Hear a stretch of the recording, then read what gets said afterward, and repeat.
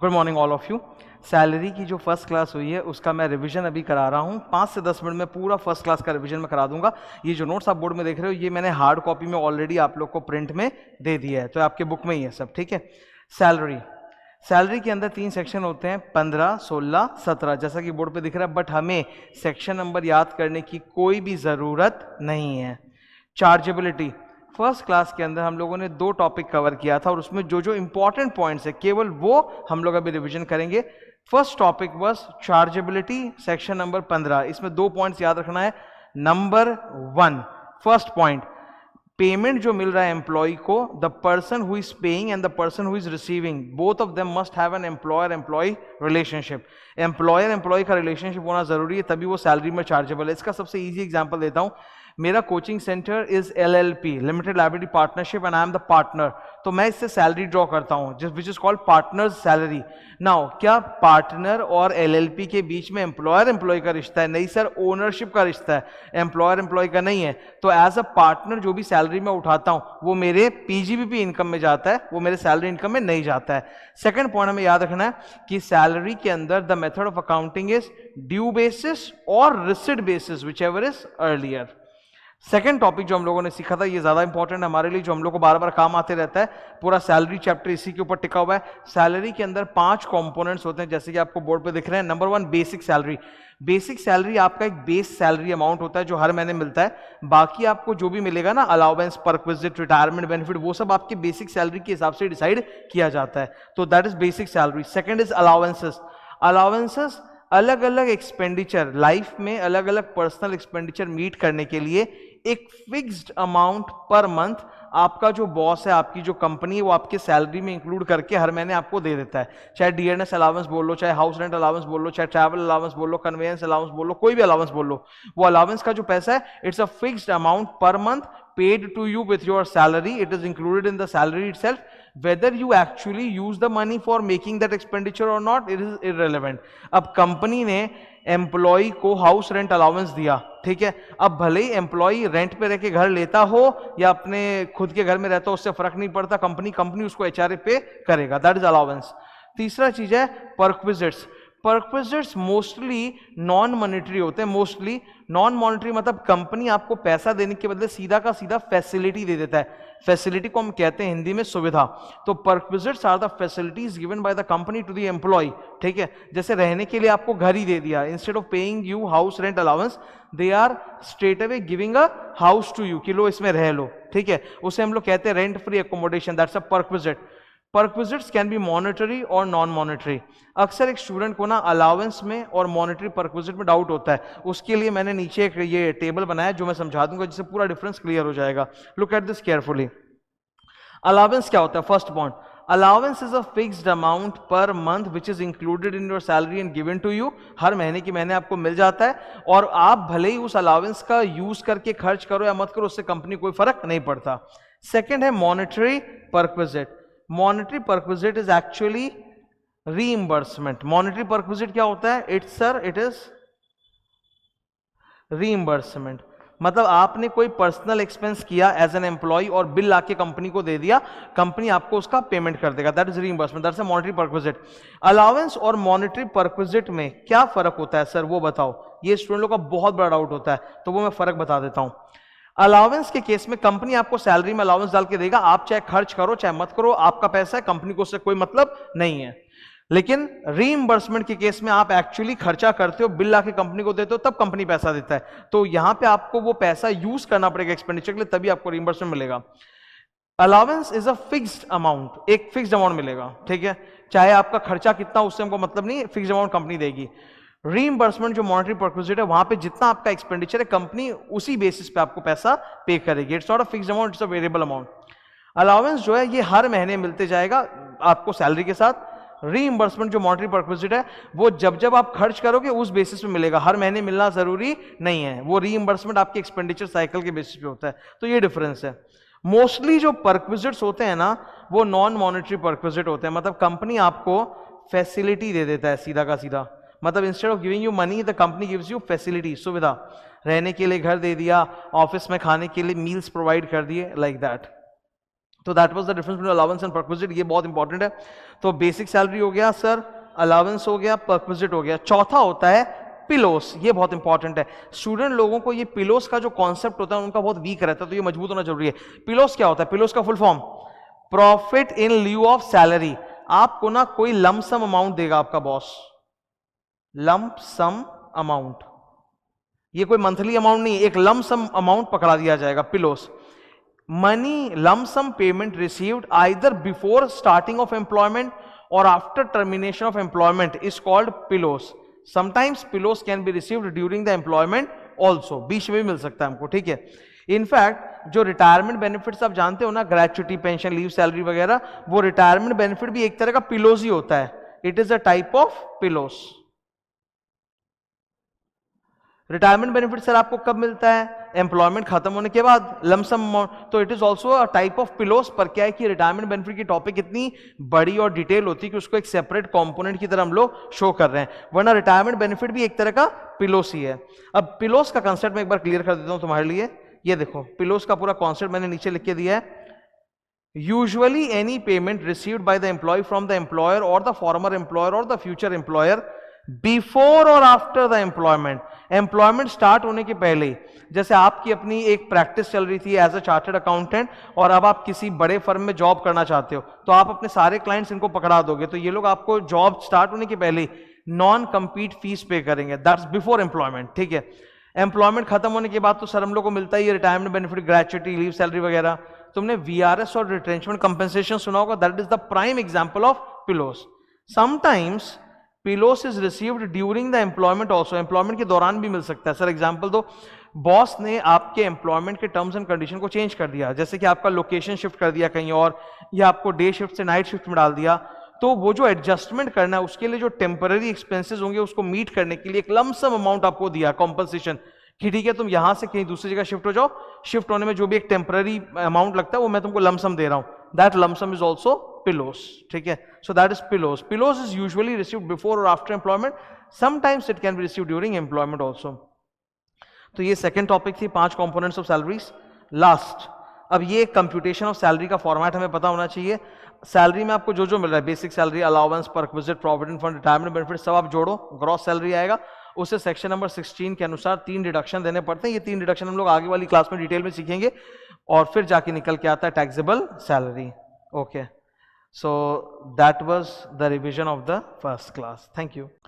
Hello everyone, आज salaries की second class हो चुकी। सेकंड क्लास जो सैलरीज का वो फुल अलाउंसेस टॉपिक के ऊपर बेस्ड है। You know that the most important component in salaries is perquisites, और परक्विजिट के ठीक पहले वाली टॉपिक है अलाउंसेस।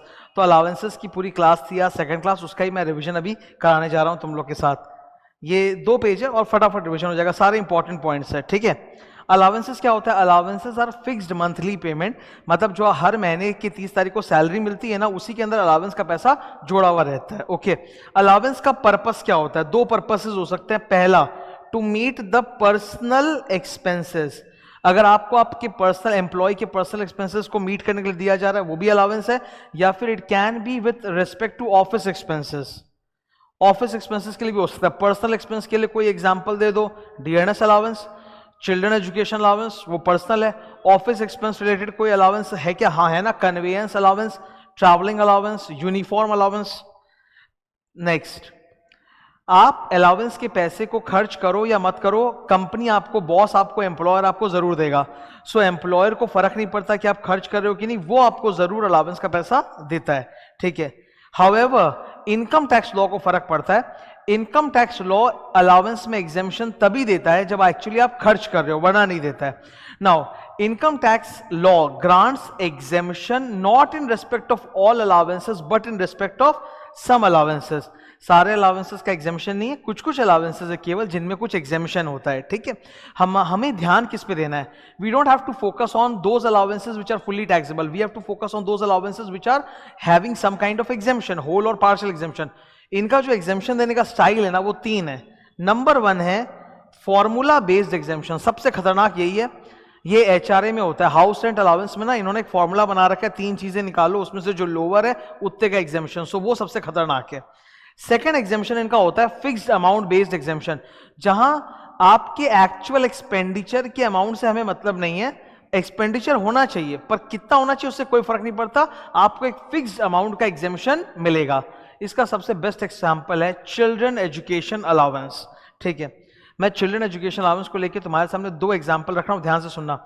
दो एम्प्लॉइज है कंपनी में, दोनों को सेम सैलरी मिलता है, same children education allowance company की तरफ से मिलता है। एम्प्लॉय नंबर 1 के बच्चे नहीं है तो गवर्नमेंट उसको कोई कंपनी को फर्क नहीं पड़ता, कंपनी तो उसको फिर भी अलाउंस देगी। अब गवर्नमेंट बोलती है कि अगर आपके बच्चे ही नहीं है तब आपको चिल्ड्रन एजुकेशन अलाउंस में कोई एग्जेम्पशन नहीं मिलेगा।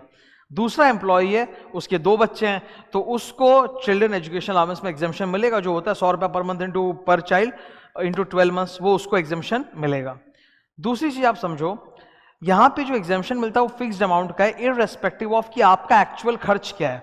जैसे इस एग्जांपल को देखो, कंपनी एजुकेशन अलाउंस कितना दे रही है, 150 रुपया पर मंथ पर चाइल्ड। ठीक है, एक्सपेंडिचर कितना लग रहा है, लेट अस से 80 rupees per month. Company employ को 150 रुपया पर मंथ पर चाइल्ड देती है अलाउंस का, और उसका एक्चुअल खर्चा कितना, 80 रुपए। 80 रुपए से कोई मतलब नहीं है, गवर्नमेंट उसको 100 रुपए का एग्जेम्पशन देगी, तो एग्जेम्पशन कितना मिलेगा, 100 रुपए का। तो एक्चुअली कंपनी 150 रुपया पर मंथ दे रही है, खर्चा हो रहा है 80 रुपया, 70 रुपया फायदा हो रहा है, पर 70 रुपए पे टैक्स नहीं है, टैक्स सिर्फ 50 रुपए पे ही है। 150 रुपया अलाउंस जो मिला माइनस फिक्स्ड एग्जेम्पशन 100 रुपया। Okay, third, actual expense based exemption, कि आपका एक्चुअल खर्चा जो हुआ उतना एग्जेम्पशन मिलेगा। ये उन अलाउंसेस के लिए मिलता है जो ऑफिस एक्सपेंसेस से कनेक्टेड होते हैं, जैसे ट्रैवलिंग अलाउंस, यूनिफॉर्म अलाउंस, वहां जितना खर्च हुआ है उतने का एग्जेम्पशन है। सो ये 4 नंबर पॉइंट जो है ना, ये सबसे इंपॉर्टेंट है कि एग्जेम्पशन कितने तरह के होते हैं, 3 तरह के, formula based exemption, fixed amount exemption, actual amount expense based exemption. अब ये अलाउंसेस की समरी चार्ट है, 3 पार्ट में डिवाइडेड है। फर्स्ट वाला है fully taxable allowances. I am telling you, you don't have to focus on those allowances which are fully taxable, उस पर आपको ध्यान नहीं देना। थर्ड तरफ उधर है फुल्ली एग्जेम्प्ट अलाउंसेस। ये जो फुल्ली एग्जेम्प्ट अलाउंसेस है ना, ये भी मोस्टली आपके जो जज होते हैं ना कोर्ट में, जजेस एंड गवर्नमेंट एम्प्लॉय, उनके लिए है। ठीक है, तो उस पर भी आपको उतना ध्यान नहीं देना है, आपको मेन फोकस करना है उन अलाउंसेस पे जो पार्शियली एग्जेम्प्ट या पार्शियली टैक्सेबल है।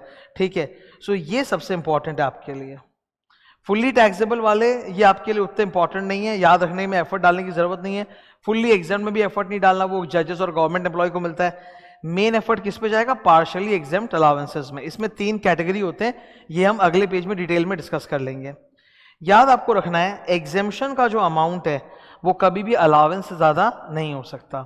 जितना आपको अलाउंस मिला है आप उतना एग्जेम्पशन क्लेम कर सकते हो, उससे ज्यादा एग्जेम्पशन क्लेम नहीं कर सकते। अब पार्शियली एग्जेम्प्ट अलाउंस है, आई टोल्ड यू सबसे इंपॉर्टेंट कौन सा है, जो पार्शियली एग्जेम्प्ट वाला है, वो यही कैटेगरी है। उसमें 3 पार्ट है।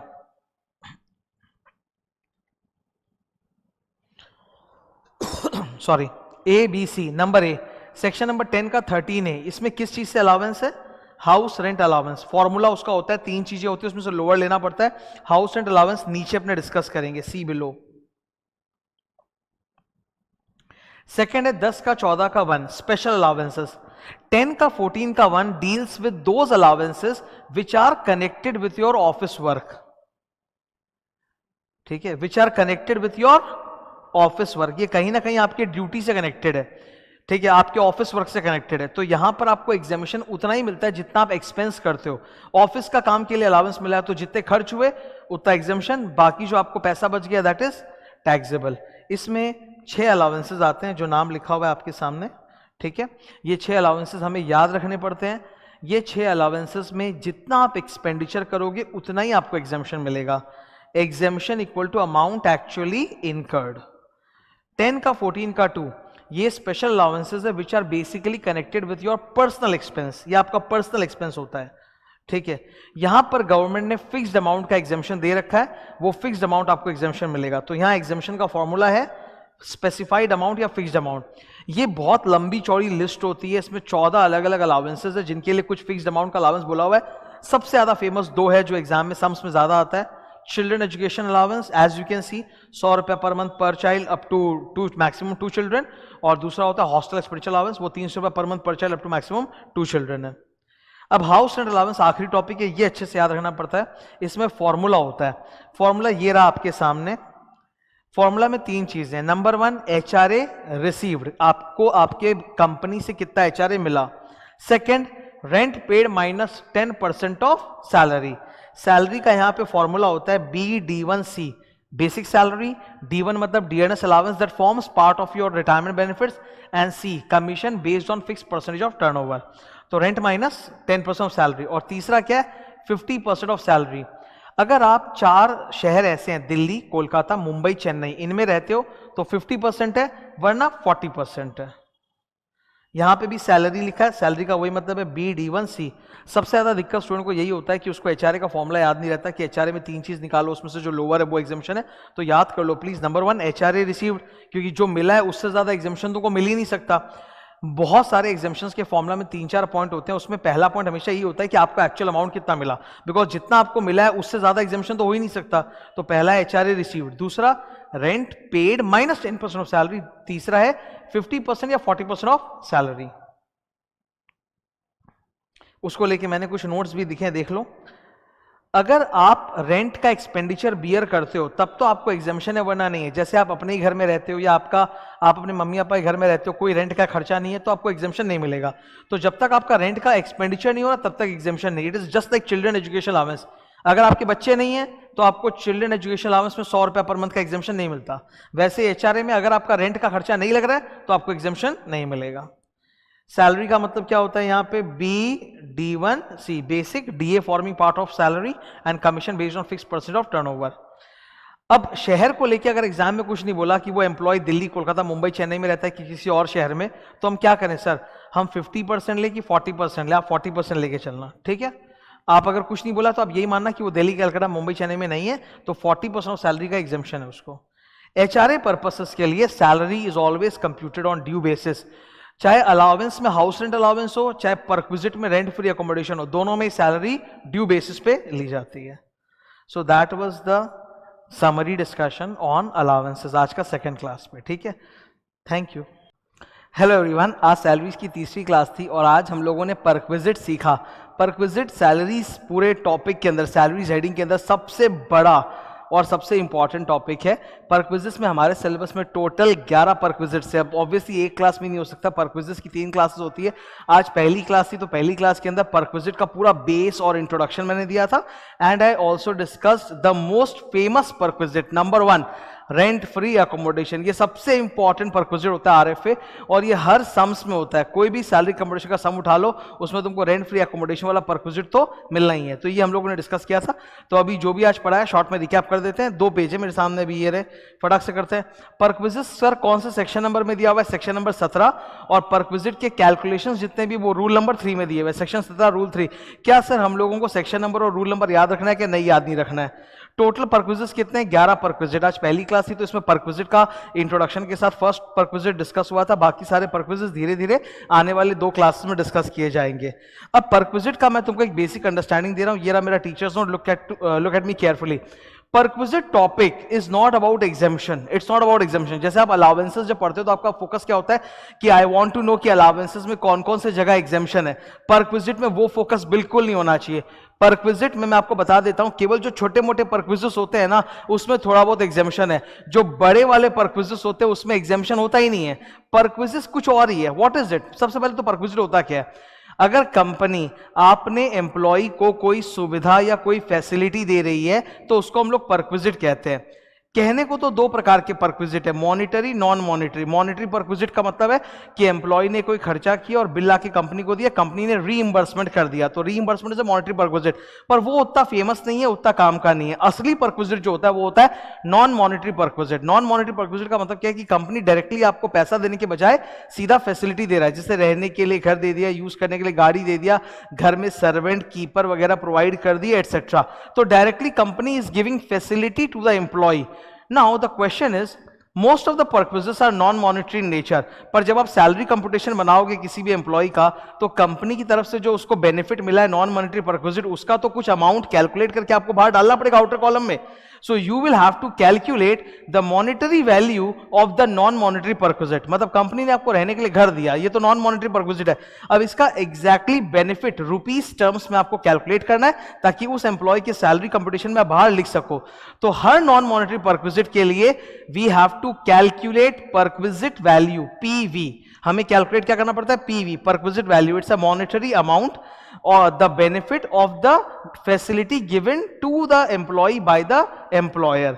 तो उसका एक मॉनिटरी अमाउंट हम लोग निकालते हैं. इसको पर्क्विजिट वैल्यू के ना अलग अलग फॉर्मूला होते हैं, कोई स्टैंडर्ड फॉर्मूला नहीं है. ये देखो आप 11 पर्क्विजिट है ना, हर जगह पर्क्विजिट वैल्यू निकालने का फॉर्मूला अलग है. ये सारे जो पर्क्विजिट वैल्यू निकालने के फॉर्मूला है कहां दिए हुए? रूल 3 में. Perquisites are taxable only if availed by the employ.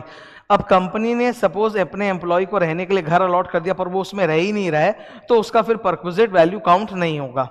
List of exempted पर्क्विजिट्स, छोटे मोटे पर्क्विजिट्स हैं जो एग्जेम्प्टेड होते हैं, जो हमें याद रखना जरूरी है. Number 1, telephone mobile bill. Telephone mobile का अगर कंपनी अलाउंस देती है फुल्ली टैक्सेबल, पर्क्विजिट देती है तो फुल्ली एग्जेम्प्ट. इसके अलावा 3 तरह के इंश्योरेंस प्रीमियम है जो अगर कंपनी पे करे अपने एम्प्लॉय के लिए तो वो एग्जेम्प्ट होता है. हेल्थ इंश्योरेंस, एक्सीडेंट कवरेज और ग्रुप स्टाफ इंश्योरेंस स्कीम. अगर कंपनी कोई ट्रेनिंग कोर्स कराए या अपने सारे एम्प्लॉयज को क्लब या थोड़ा सा ये क्या बोलते हैं जिम वगैरह का फैसिलिटीज दे तो वो एग्जेम्प्ट होता है. If the employer pays the tax on the non monetary perquisite, जैसे कि एम्प्लॉय को नॉन मॉनिटरी पर्क्विजिट मिला, अब उसके ऊपर भी जो टैक्स का अमाउंट निकल के आएगा वो बॉस खुद ही पे कर रहा है, तो it is exempted in the hands of employ, but it is taxable in the hands of the boss in the sense कि कंपनी का जब पीजीबीपी का कंप्यूटेशन होगा तो उसमें उसको उस टैक्स ऑन नॉन मॉनिटरी पर्क्विजिट का रिडक्शन नहीं मिलेगा. ठीक है, तो ये था लिस्ट ऑफ एग्जेम्प्टेड पर्क्विजिट्स. मैं थोड़ा फास्ट इसलिए हूं बिकॉज ये रिविजन क्लास है. अब पहला वाला पर्क्विजिट सबसे फेमस है, रेंट फ्री अकोमोडेशन, जो हर सब में आता है. उसको याद रखने का मैं तुमको तरीका बता रहा हूं. ये एक चार्ट आप देख रहे हो, इस चार्ट में बहुत सारा इंफॉर्मेशन है. You don't have to read all the information. एक फॉर्मूला बस सिंपल सा मैं बोल रहा हूं वो याद रखना. ठीक है, what is the perquisite value of the ghar? If the company gives you a ghar to live in with your family, उसका पर्क्विजिट वैल्यू एकदम सिंपल है. तुम सिर्फ याद करोगे एक ही चीज, 15% ऑफ सैलरी. एकदम सिंपल. ठीक है, कंपनी ने रहने के लिए आपको घर दिया तो उसका पर्क्विजिट वैल्यू कितना है? 15% ऑफ सैलरी. एकदम सिंपल. सैलरी में यहां क्या क्या आएगा सर? BA, BC, DM. ठीक है, क्या क्या आएगा? BA, BC, DM. Basic salary, allowances का taxable portion, bonus, commission, DNS allowance forming part of retirement benefit and any other monetary payment. तो ये 6 चीजें आती है. बस 15% कैलकुलेट किया, काम बन गया. बीए बीसी डीएम क्या होता है? ये रहा, देख लो. ठीक है, बीए बीसी डीएम. जब हम लोग हाउस रेंट अलाउंस पढ़ते हैं तो वहां पे जब एग्जेम्पशन मिलता है, rent paid minus 10% of salary, 40-50% of salary, वहां सैलरी का फॉर्मूला अलग होता है, वो होता है BD1C. यहां पे रेंट फ्री अकोमोडेशन में क्या है? BA BC DM. ठीक है, बेसिकली ये सारे मॉनिटरी पेमेंट्स है. Basic pay, allowance, bonus, commission, all these are monetary payments. तो ये आप कैलकुलेट करोगे. आरएफए में एक स्टूडेंट को शुरू में दिक्कत नहीं होती, पर बाद में जाके जब वो सम्स वगैरह करता है तो उसको दिक्कत होती है. मैं तुम्हारा प्रॉब्लम सॉल्व कर देता हूं, एकदम सिंपल.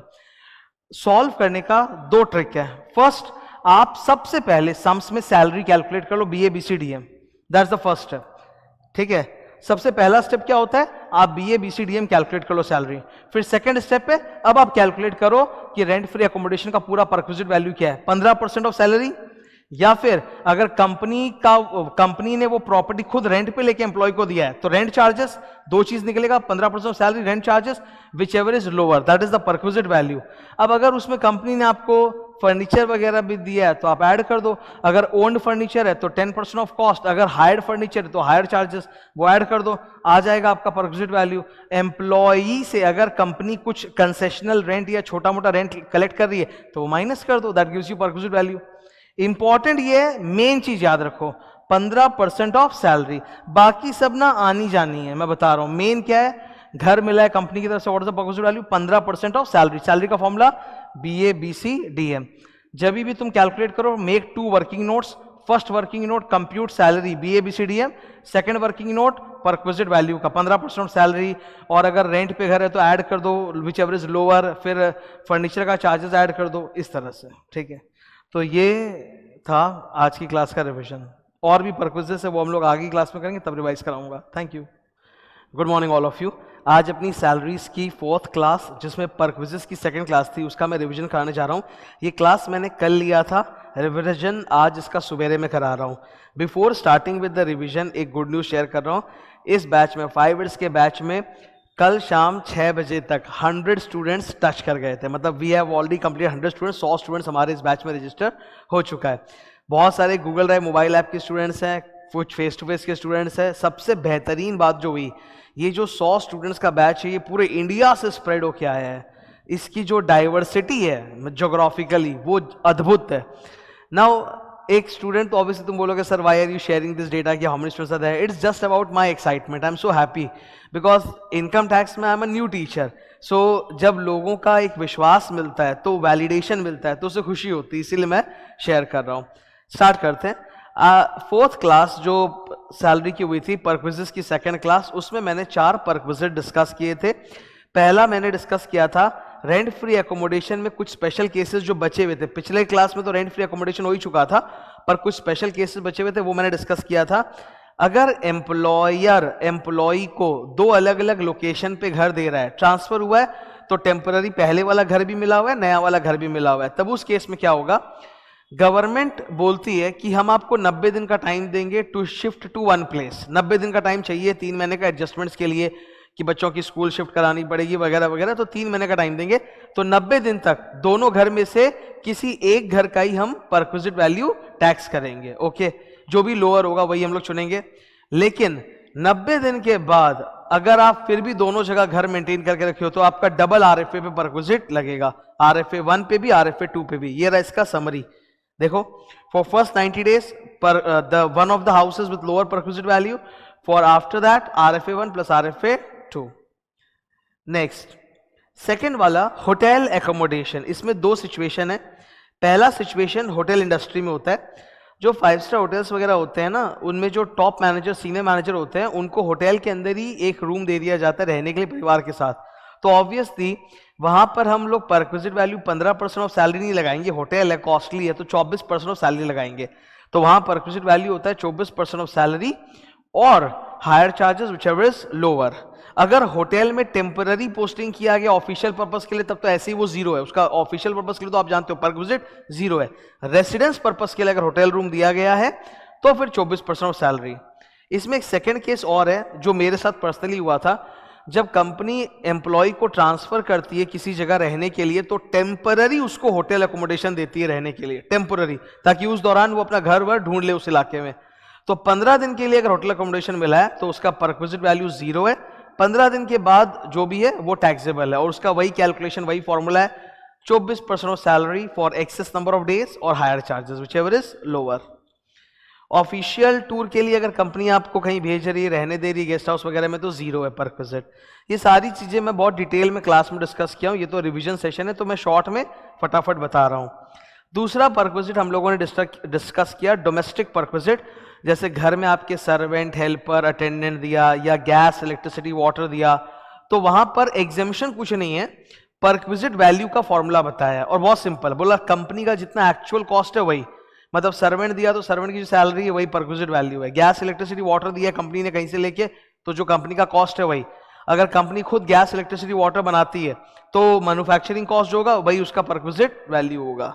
तो वही है सेकेंड वाला domestic perquisites. Third, use and transfer of movable assets. Company अगर अपने एम्प्लॉय को फर्नीचर वगैरह दे रहा है घर के साथ या घर के बिना, अगर आपका अपना घर है और आपको सिर्फ कंपनी फर्नीचर दे रही तो फर्नीचर का परक्विजिट लेंगे, लेकिन कंपनी घर भी दे रही फर्नीचर भी, तो 2 परक्विजिट है। घर का एक अलग परक्विजिट निकलता है RFA, और फर्नीचर का एक अलग परक्विजिट होता है। तो वही बोला फर्नीचर का परक्विजिट क्या होगा, इसमें 2 पार्ट है। नंबर 1 है यूज। अगर कंपनी ने आपको फर्नीचर दिया आपके घर पे यूज करने के लिए तो उसकी परक्विजिट वैल्यू क्या है। अगर आपको कंप्यूटर या लैपटॉप दिया है घर के लिए, ऑफिस के लिए नहीं, ऑफिस के लिए अगर कंपनी कंप्यूटर लैपटॉप दे रही है तो वो तो परक्विजिट माना ही नहीं जाता। आपके घर पे रखने के लिए, घर के पर्सनल यूज के लिए आपको कंप्यूटर लैपटॉप दिया है तो सरकार टेक्नोलॉजी को बढ़ावा देना चाहती है, परक्विजिट विल बी 0। तो कंप्यूटर लैपटॉप अगर आपके घर पे दिया जा रहा है यूज करने के लिए तो उसका परक्विजिट 0 होता है। मोटर कार अगर दे रहे हैं तो वो अगले टॉपिक में सीखेंगे। बाकी कोई फर्नीचर वगैरह आपको दिया जा रहा है तो बहुत सिंपल फॉर्मूला है जो हम आरएफए में सीखते हैं। अगर कंपनी का खरीदा हुआ फर्नीचर है 10% ऑफ कॉस्ट, अगर कंपनी ने फर्नीचर भाड़े पे लेके आपको दिया है तो हायर चार्जेस। ठीक है, ये था यूज। नेक्स्ट है ट्रांसफर। एम्प्लॉयर ने अपना कोई मूवेबल असेट एम्प्लॉई को सस्ते दाम पर बेच दिया, सेल कर दिया, तो परक्विजिट क्या होगा? Very simple sir, perquisite value equal to WDV of the asset minus sale proceed. जैसे सोचो कंपनी ने 3 साल पहले कोई गाड़ी खरीदी थी, ओके। अब वो गाड़ी 3 साल हो चुके, पुरानी हो गई, तो उसका एक रिटर्न ऑन वैल्यू होगा। वो गाड़ी कंपनी डिस्पोज करना चाहता है तो एम्प्लॉय बोला कि कहीं और मत दो, मैं ही खरीद लूंगा आपसे। तो एम्प्लॉय कुछ पैसा दिया, दैट्स कॉल्ड सेल प्रोसीड्स। तो एम्प्लॉय के लिए फायदा कितना है? WDV of the car minus the sale proceeds, that is the benefit, that is the perquisite value.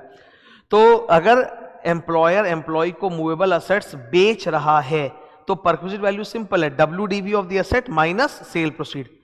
अगर ये सॉल्व होकर नेगेटिव आता है तब तो मतलब आपको कोई फायदा हुआ ही नहीं, एम्प्लॉय को कोई फायदा हुआ ही नहीं, तब तो 0 पर क्या, ठीक है। लेकिन अगर WDV ज्यादा था, बेचा कम पे, तो मुनाफा है एम्प्लॉय को, दैट इज द परक्विजिट। अब इसमें WDV ऑफ द एसेट निकालने के लिए हमें एसेट के कॉस्ट से डिप्रिसिएशन लेस करना पड़ेगा, और डिप्रिसिएशन के अलग अलग रेट्स वगैरह दिए हैं। अगर कंप्यूटर या इलेक्ट्रॉनिक आइटम एम्प्लॉयर एम्प्लॉय को बेच रहा है तो डेप्रिसिएशन देना पड़ेगा for every completed year of usage at the rate of 50% WDV method, okay. Motor car अगर बेच रहा है एम्प्लॉयर एम्प्लॉय को सस्ते रेट पे तो उस पर डेप्रिसिएशन दो फॉर एवरी कंप्लीटेड ईयर 20% के रेट पे WDV। सॉरी, इन दोनों के अलावा अगर कोई और असेट बेच रहा है, फर्नीचर हो गया, बाइक हो गया, तो आपको 10% डेप्रिसिएशन देना है स्ट्रेट लाइन मेथड पर for every completed year of usage, ठीक है। तो बेसिकली अगर एम्प्लॉयर एम्प्लॉय को असेट बेच रहा है तो परक्विजिट वैल्यू है WDV minus sale proceed. WDV के लिए डेप्रिसिएशन का ये मेथडोलॉजी है 3 तरह के असेट्स के लिए। आज का चौथा परक्विजिट और सबसे इंपॉर्टेंट यही था, इसी में सबसे ज्यादा टाइम हम लोगों ने इन्वेस्ट किया। Perquisite value of motor car. Motor car आपको यूज करने के लिए दिया, बेचा नहीं, बेचा तो अपने ऊपर पड़े 20% WDV डेप्रिसिएशन है। अब मोटर कार अगर कंपनी ने आपको दिया है तो उसमें 3 केसेस हैं। नंबर 1, फुल्ली ऑफिशियल पर्पस के लिए दिया है तो परक्विजिट 0। फुल्ली पर्सनल पर्पस के लिए दिया है तब आप बहुत महंगा पड़ेगा, सब जोड़ दो, जो गाड़ी की कीमत है उसका 10%, running and maintenance charges, driver की सैलरी, जो भी एक्चुअल फिगर्स है सब जोड़ दो। तीसरा, अगर पॉप के लिए दिया पार्टली ऑफिशियल पार्टली पर्सनल तो उसके परक्विजिट वैल्यू का बहुत डिटेल्ड फॉर्मूला, और वही हमारे लिए सबसे इंपॉर्टेंट है। ये पोर्शन हमारे लिए सबसे इंपॉर्टेंट है, ठीक है। इसके लिए मैं 2 डायग्राम्स अलग से बनाया हूं, देखो। पहला डायग्राम है पॉप 1, ओके। ये पूरा का पूरा diagram it is actually good for employ. Sir how it is good for employ? Because यहाँ पे जो परक्विजिट वैल्यू इन्होंने बताई है ना वो रियल मार्केट रेट से बहुत कम है, तो एक्चुअली ये जो परक्विजिट वैल्यू ये एम्प्लॉय के लिए बहुत ज्यादा फायदेमंद है। यहाँ 2 केसेस हैं। पहला केस है एम्प्लॉयर एम्प्लॉयर, इसका मतलब है employer is the owner of the car, वही आपको कार दे रहा है, एंड एम्प्लॉयर ही उसके खर्चे भी दे रहा है, रनिंग एंड मेंटेनेंस चार्जेस। तब उस केस में the perquisite value is straight away 1800 रुपया पर मंथ या 2400 रुपया पर मंथ। 1800 पर मंथ या 2400 per month depending on the engine capacity of the car. अगर गाड़ी का इंजन कैपेसिटी 1.6 लीटर से कम है, 1.6 लीटर तक है, तो 1800 रुपया पर मंथ लेंगे। 1.6 से ऊपर है तो 2400 रुपया पर मंथ लेंगे। अगर कंपनी आपको ड्राइवर भी दे रही है तो 900 और जोड़ देना नीचे ड्राइवर के लिए, ठीक है। तो दैट इज एम्प्लॉयर एम्प्लॉयर, मतलब एम्प्लॉयर ने ही गाड़ी दी है और वही खर्चे भी दे रहा है, RMC running and maintenance charges. तो आपको डबल बेनिफिट है, एक तो आपको कार यूज करने मिल रहा है प्लस आपका रनिंग मेंटेनेंस कॉस्ट भी कंपनी दे रही है, तो डबल बेनिफिट है ना। तो इसलिए परक्विजिट वैल्यू 1800 या 2400 रुपया पर मंथ। दूसरी तरफ है एम्प्लॉयर एम्प्लॉई, यहां पे गाड़ी तो कंपनी आपको दे रही है यूज करने के लिए, पर खर्चे आपके खुद के हैं, तो आपको बेनिफिट एक ही मिल रहा है, यूज ऑफ द कार, केवल गाड़ी आपको मिल रही है, that is the benefit. Running maintenance cost employ अपना खुद दे रहा है। तो ऐसे केस में क्योंकि बेनिफिट कम मिला है तो परक्विजिट वैल्यू भी कम है, 600 रुपया या 900 रुपया। कम इंजन कैपेसिटी वाली गाड़ी है 600, ज्यादा वाली है तो 900, और अगर ड्राइवर कंपनी ने दिया है तो प्लस 900 आप ऐड कर दीजिए। ठीक है, ये सबसे इंपॉर्टेंट डायग्राम होता है। It's good for employ because यहाँ परक्विजिट वैल्यू का अमाउंट बहुत कम है, 1800, 2400, 600, 900। गाड़ी का एक्चुअल खर्चा रियल लाइफ में आपको बता दूं बहुत ज्यादा होता है, तो इन्होंने बहुत कम दिया है, तो that is good for employ. फिर पॉप का एक सेकेंड डायग्राम है, ये रहा। This whole diagram is based on employ employer, मतलब गाड़ी तो एम्प्लॉय की है, गाड़ी तो एम्प्लॉय की है और उसके खर्चे एम्प्लॉयर दे रहा है। तो एम्प्लॉयर से आपको एक ही चीज मिलता है, खर्च। तो सर परक्विजिट वैल्यू कितना होगा? सिंपल, जो भी गाड़ी के खर्चे हैं वो कंपनी दे रही है, माइनस उसमें से कितना खर्चा ऑफिस पर्पस के लिए है। गाड़ी तो आपकी खुद की है, तो use of car is not a perquisite, पर गाड़ी के खर्चे बॉस दे रहा है, तो जो खर्च उसने दिया आरएमसी माइनस द खर्चा फॉर ऑफिस पर्पसेस, वो आप निकाल लो। तो जो डिफरेंस है वही परक्विजिट है, जो आपके पर्सनल फायदा है। अब यहां पे दो सिचुएशन है। पहला सिचुएशन, अगर एम्प्लॉई ने, जो एम्प्लॉई है तुमने प्रॉपर रिकॉर्ड मेंटेन किए कि गाड़ी इतने किलोमीटर चली थी महीने में, इतना ऑफिस पर्पस, इतना पर्सनल, तब तो ग्रेट है। यू नो एग्जैक्टली कि ऑफिस पर्पस में कितना खर्च हुआ, माइनस करो, निकाल लो। तो ये वाला गुड फॉर एम्प्लॉय। ठीक है, आपके बॉस ने आपको आरएमसी दिया, माइनस आपके डायरी के हिसाब से ऑफिस पर्पस के लिए इतना खर्चा हुआ है, लेस कर दो, जो है बचा वो पर्सनल पर्पस के लिए था, वही परक्विजिट वैल्यू है। लेकिन अगर आपने डायरी मेंटेन नहीं किया कि कितना ऑफिस पर्पस के लिए, तब पंगा हो जाएगा, then it is bad for you. Why? Because इनके अनुसार डीम्ड है कि ऑफिस पर्पस के लिए जो भी खर्च होंगे वो 1800 पर मंथ या 2400 पर मंथ ही होगा, वो इनका डीम्ड है। तो अगर आपने रिकॉर्ड नहीं मेंटेन किया तो बॉस से जितना भी आरएमसी मिला माइनस 1800 पर मंथ या 2400 per month depending on engine capacity. अगर ड्राइवर भी बॉस दे रहा है तो 1800 प्लस 900, 2400 प्लस 900 हो जाएगा। ठीक है, ये बैड है बिकॉज एक्चुअली ऑफिस पर्पस के लिए इतना कम खर्चा नहीं होता, तो ये फिगर ज्यादा ही निकल के आएगा। It's bad for you, bad for employ. Bike, अगर बाइक मिली है, गाड़ी नहीं बाइक मिली है, तो फॉर्मूले एकदम अलग होते हैं। ऑफिस पर्पस के लिए अगर बाइक मिलती है तो 0 है। केस 2 केस 3 सेम है। केस 2 में फुल्ली पर्सनल, केस 3 है पॉप। ठीक है, केस 2 है फुल्ली पर्सनल पर्पस के लिए कंपनी ने आपको बाइक दिया है। तो अच्छा, बाइक में ड्राइवर्स का तो सैलरी आएगा नहीं, बाइक तो सेल्फ ड्रिवन होता है, तो बाइक में तो दो ही चीज होता है, use of the car and RMC. पर इन्होंने आरएमसी का अलग से कोई जिक्र नहीं किया, बोला फुल्ली पर्सनल पर्पस के लिए बाइक अगर आपको मिला है तो फिर perquisite is simple 10% of cost.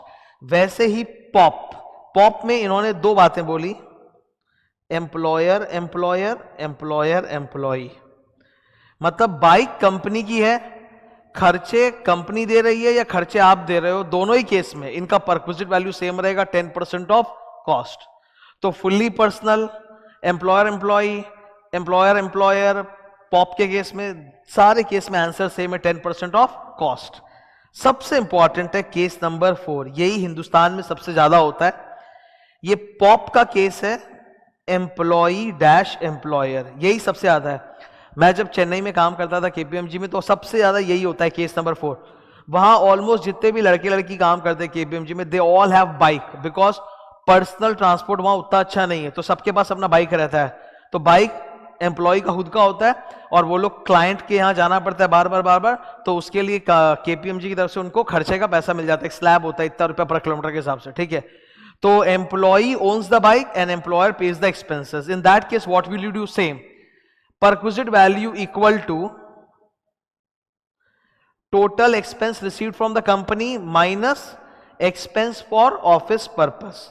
तो अगर आपने डायरी मेंटेन की है तब तो ऑफिस पर्पस का जितना माइनस कर दो, ये रहा, लेकिन which is good for employ. लेकिन अगर आपने डायरी मेंटेन नहीं किया तो इनके हिसाब से ऑफिस पर्पस के लिए डीम्ड है कि 900 रुपया ही लगा होगा पर मंथ, तब फॉर्मूला हो जाएगा आरएमसी माइनस 900 पर मंथ। तो सबसे ज्यादा फेमस यही वाला केस है, केस नंबर 4। ठीक है, कंप्लीट होता है अपना ये revision. Thank you. Hello everyone, आज सैलरीज की हम लोग की 5th क्लास हुई थी और उसमें परक्विजिट्स का तीसरा क्लास था ये।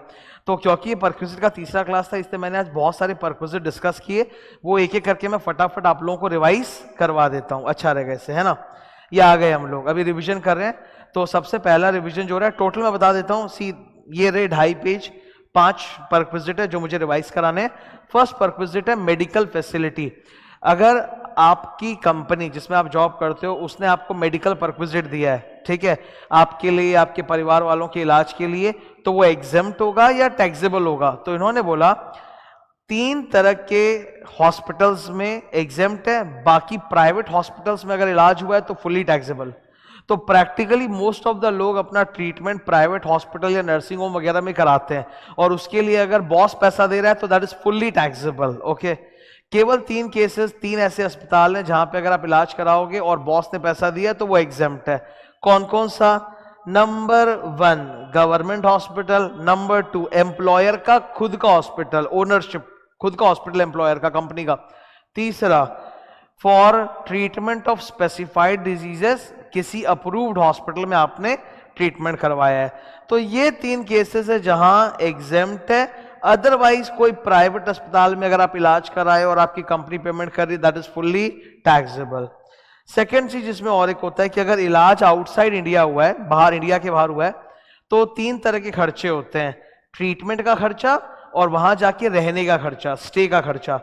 तो ट्रीटमेंट का खर्चा और स्टे का खर्चा के लिए इन्होंने बोला कि इसके लिए आरबीआई ने जो लिमिट तय कर रखी है एग्जेम्पशन की उतना एग्जेम्प्टेड रहेगा। ग्रेट।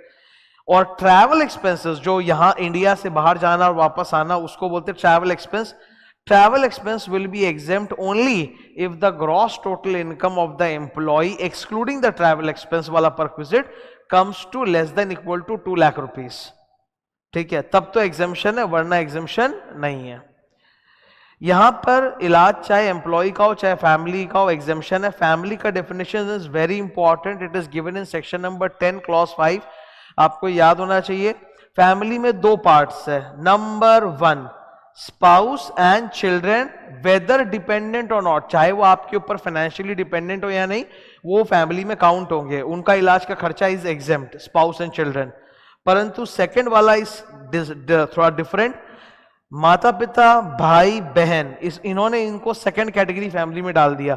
बोला माता पिता, भाई बहन, इनके इलाज पे अगर आपकी कंपनी ने खर्चा किया है तो वो एग्जेम्प्ट तभी होता है जब ये तीनों, मतलब पेरेंट्स, ब्रदर या सिस्टर, ये आपके ऊपर होली एंड मेनली डिपेंडेंट हो।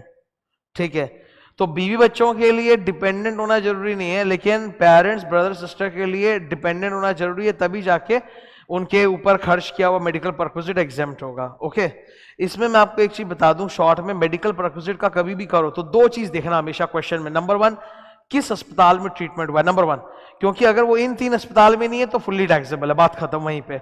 सेकंड आप देखना किसका इलाज हुआ है, जिस बंदे का इलाज हो रहा है, जिस पर्सन का, क्या वो फैमिली के इस डेफिनेशन में फॉल करता है कि नहीं। क्योंकि अगर वो इस डेफिनेशन में नहीं है, जैसे इंडिपेंडेंट ब्रदर जो इंडिपेंडेंट है, ठीक है, या ग्रैंडफादर, तो वो सब फैमिली में डेफिनेशन में है ही नहीं, उनका इलाज फुल्ली टैक्सेबल, चाहे वो गवर्नमेंट हॉस्पिटल में ही हो, वो फुल्ली टैक्सेबल। तो 2 चीज देखनी है, किस अस्पताल में इलाज हो रहा है और किस पर्सन का इलाज हो रहा है।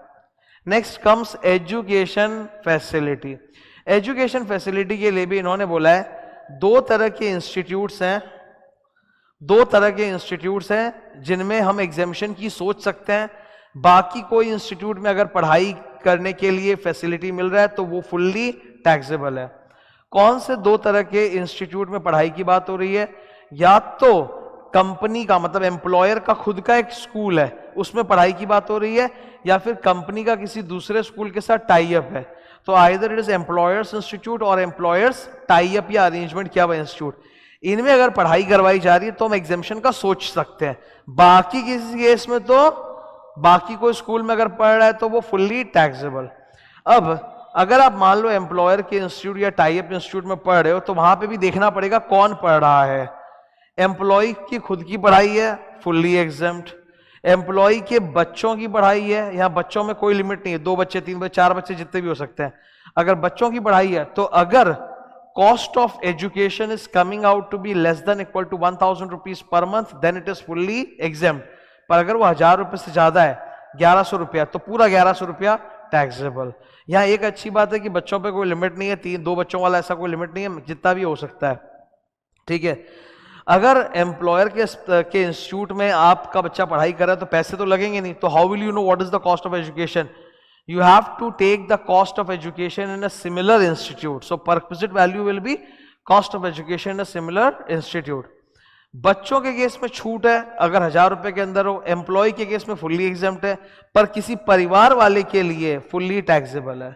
तो बच्चों के लिए तो छूट है, पर परिवार वाला भाई बहन वगैरह की अगर पढ़ाई करवा दी जा रही तो वो एग्जेम्प्ट नहीं, that is fully taxable. Okay, ये एजुकेशन पे जब भी क्वेश्चन आए तो 3 चीज सोचना। नंबर 1, किस स्कूल में पढ़ाई हो रही है, क्या वो एम्प्लॉयर का टाई अप किया हुआ है, एम्प्लॉयर का खुद का है, तब तो बात करो, वरना वो टैक्सेबल। दूसरा, किसकी पढ़ाई हो रही है, एम्प्लॉय की हो रही है तो एग्जाम, बच्चों की हो रही तो 1000 रुपया पर मंथ वाला चक्कर है, फैमिली वाली की हो रही है तो फुल्ली टैक्सेबल। तीसरा, अगर एम्प्लॉयर का इंस्टीट्यूट है, बच्चों की पढ़ाई हो रही है, तो आप देखो कि वो cost of education similar institute 1000 रुपए के अंदर है कि नहीं है, 1000 के अंदर एग्जाम, नहीं तो फुल्ली टैक्सेबल।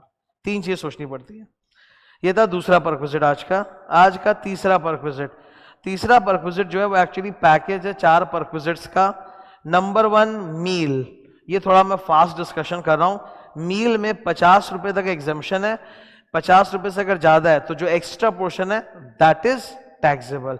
सपोज 90 रुपए की थाली थी, बॉस जो है वो खाने में लंच में थाली प्रोवाइड करवाता है, मील प्रोवाइड कराता है, एक मील का खर्चा 90 रुपए, तो 50 रुपए तक एग्जाम, 40 रुपए टैक्सेबल।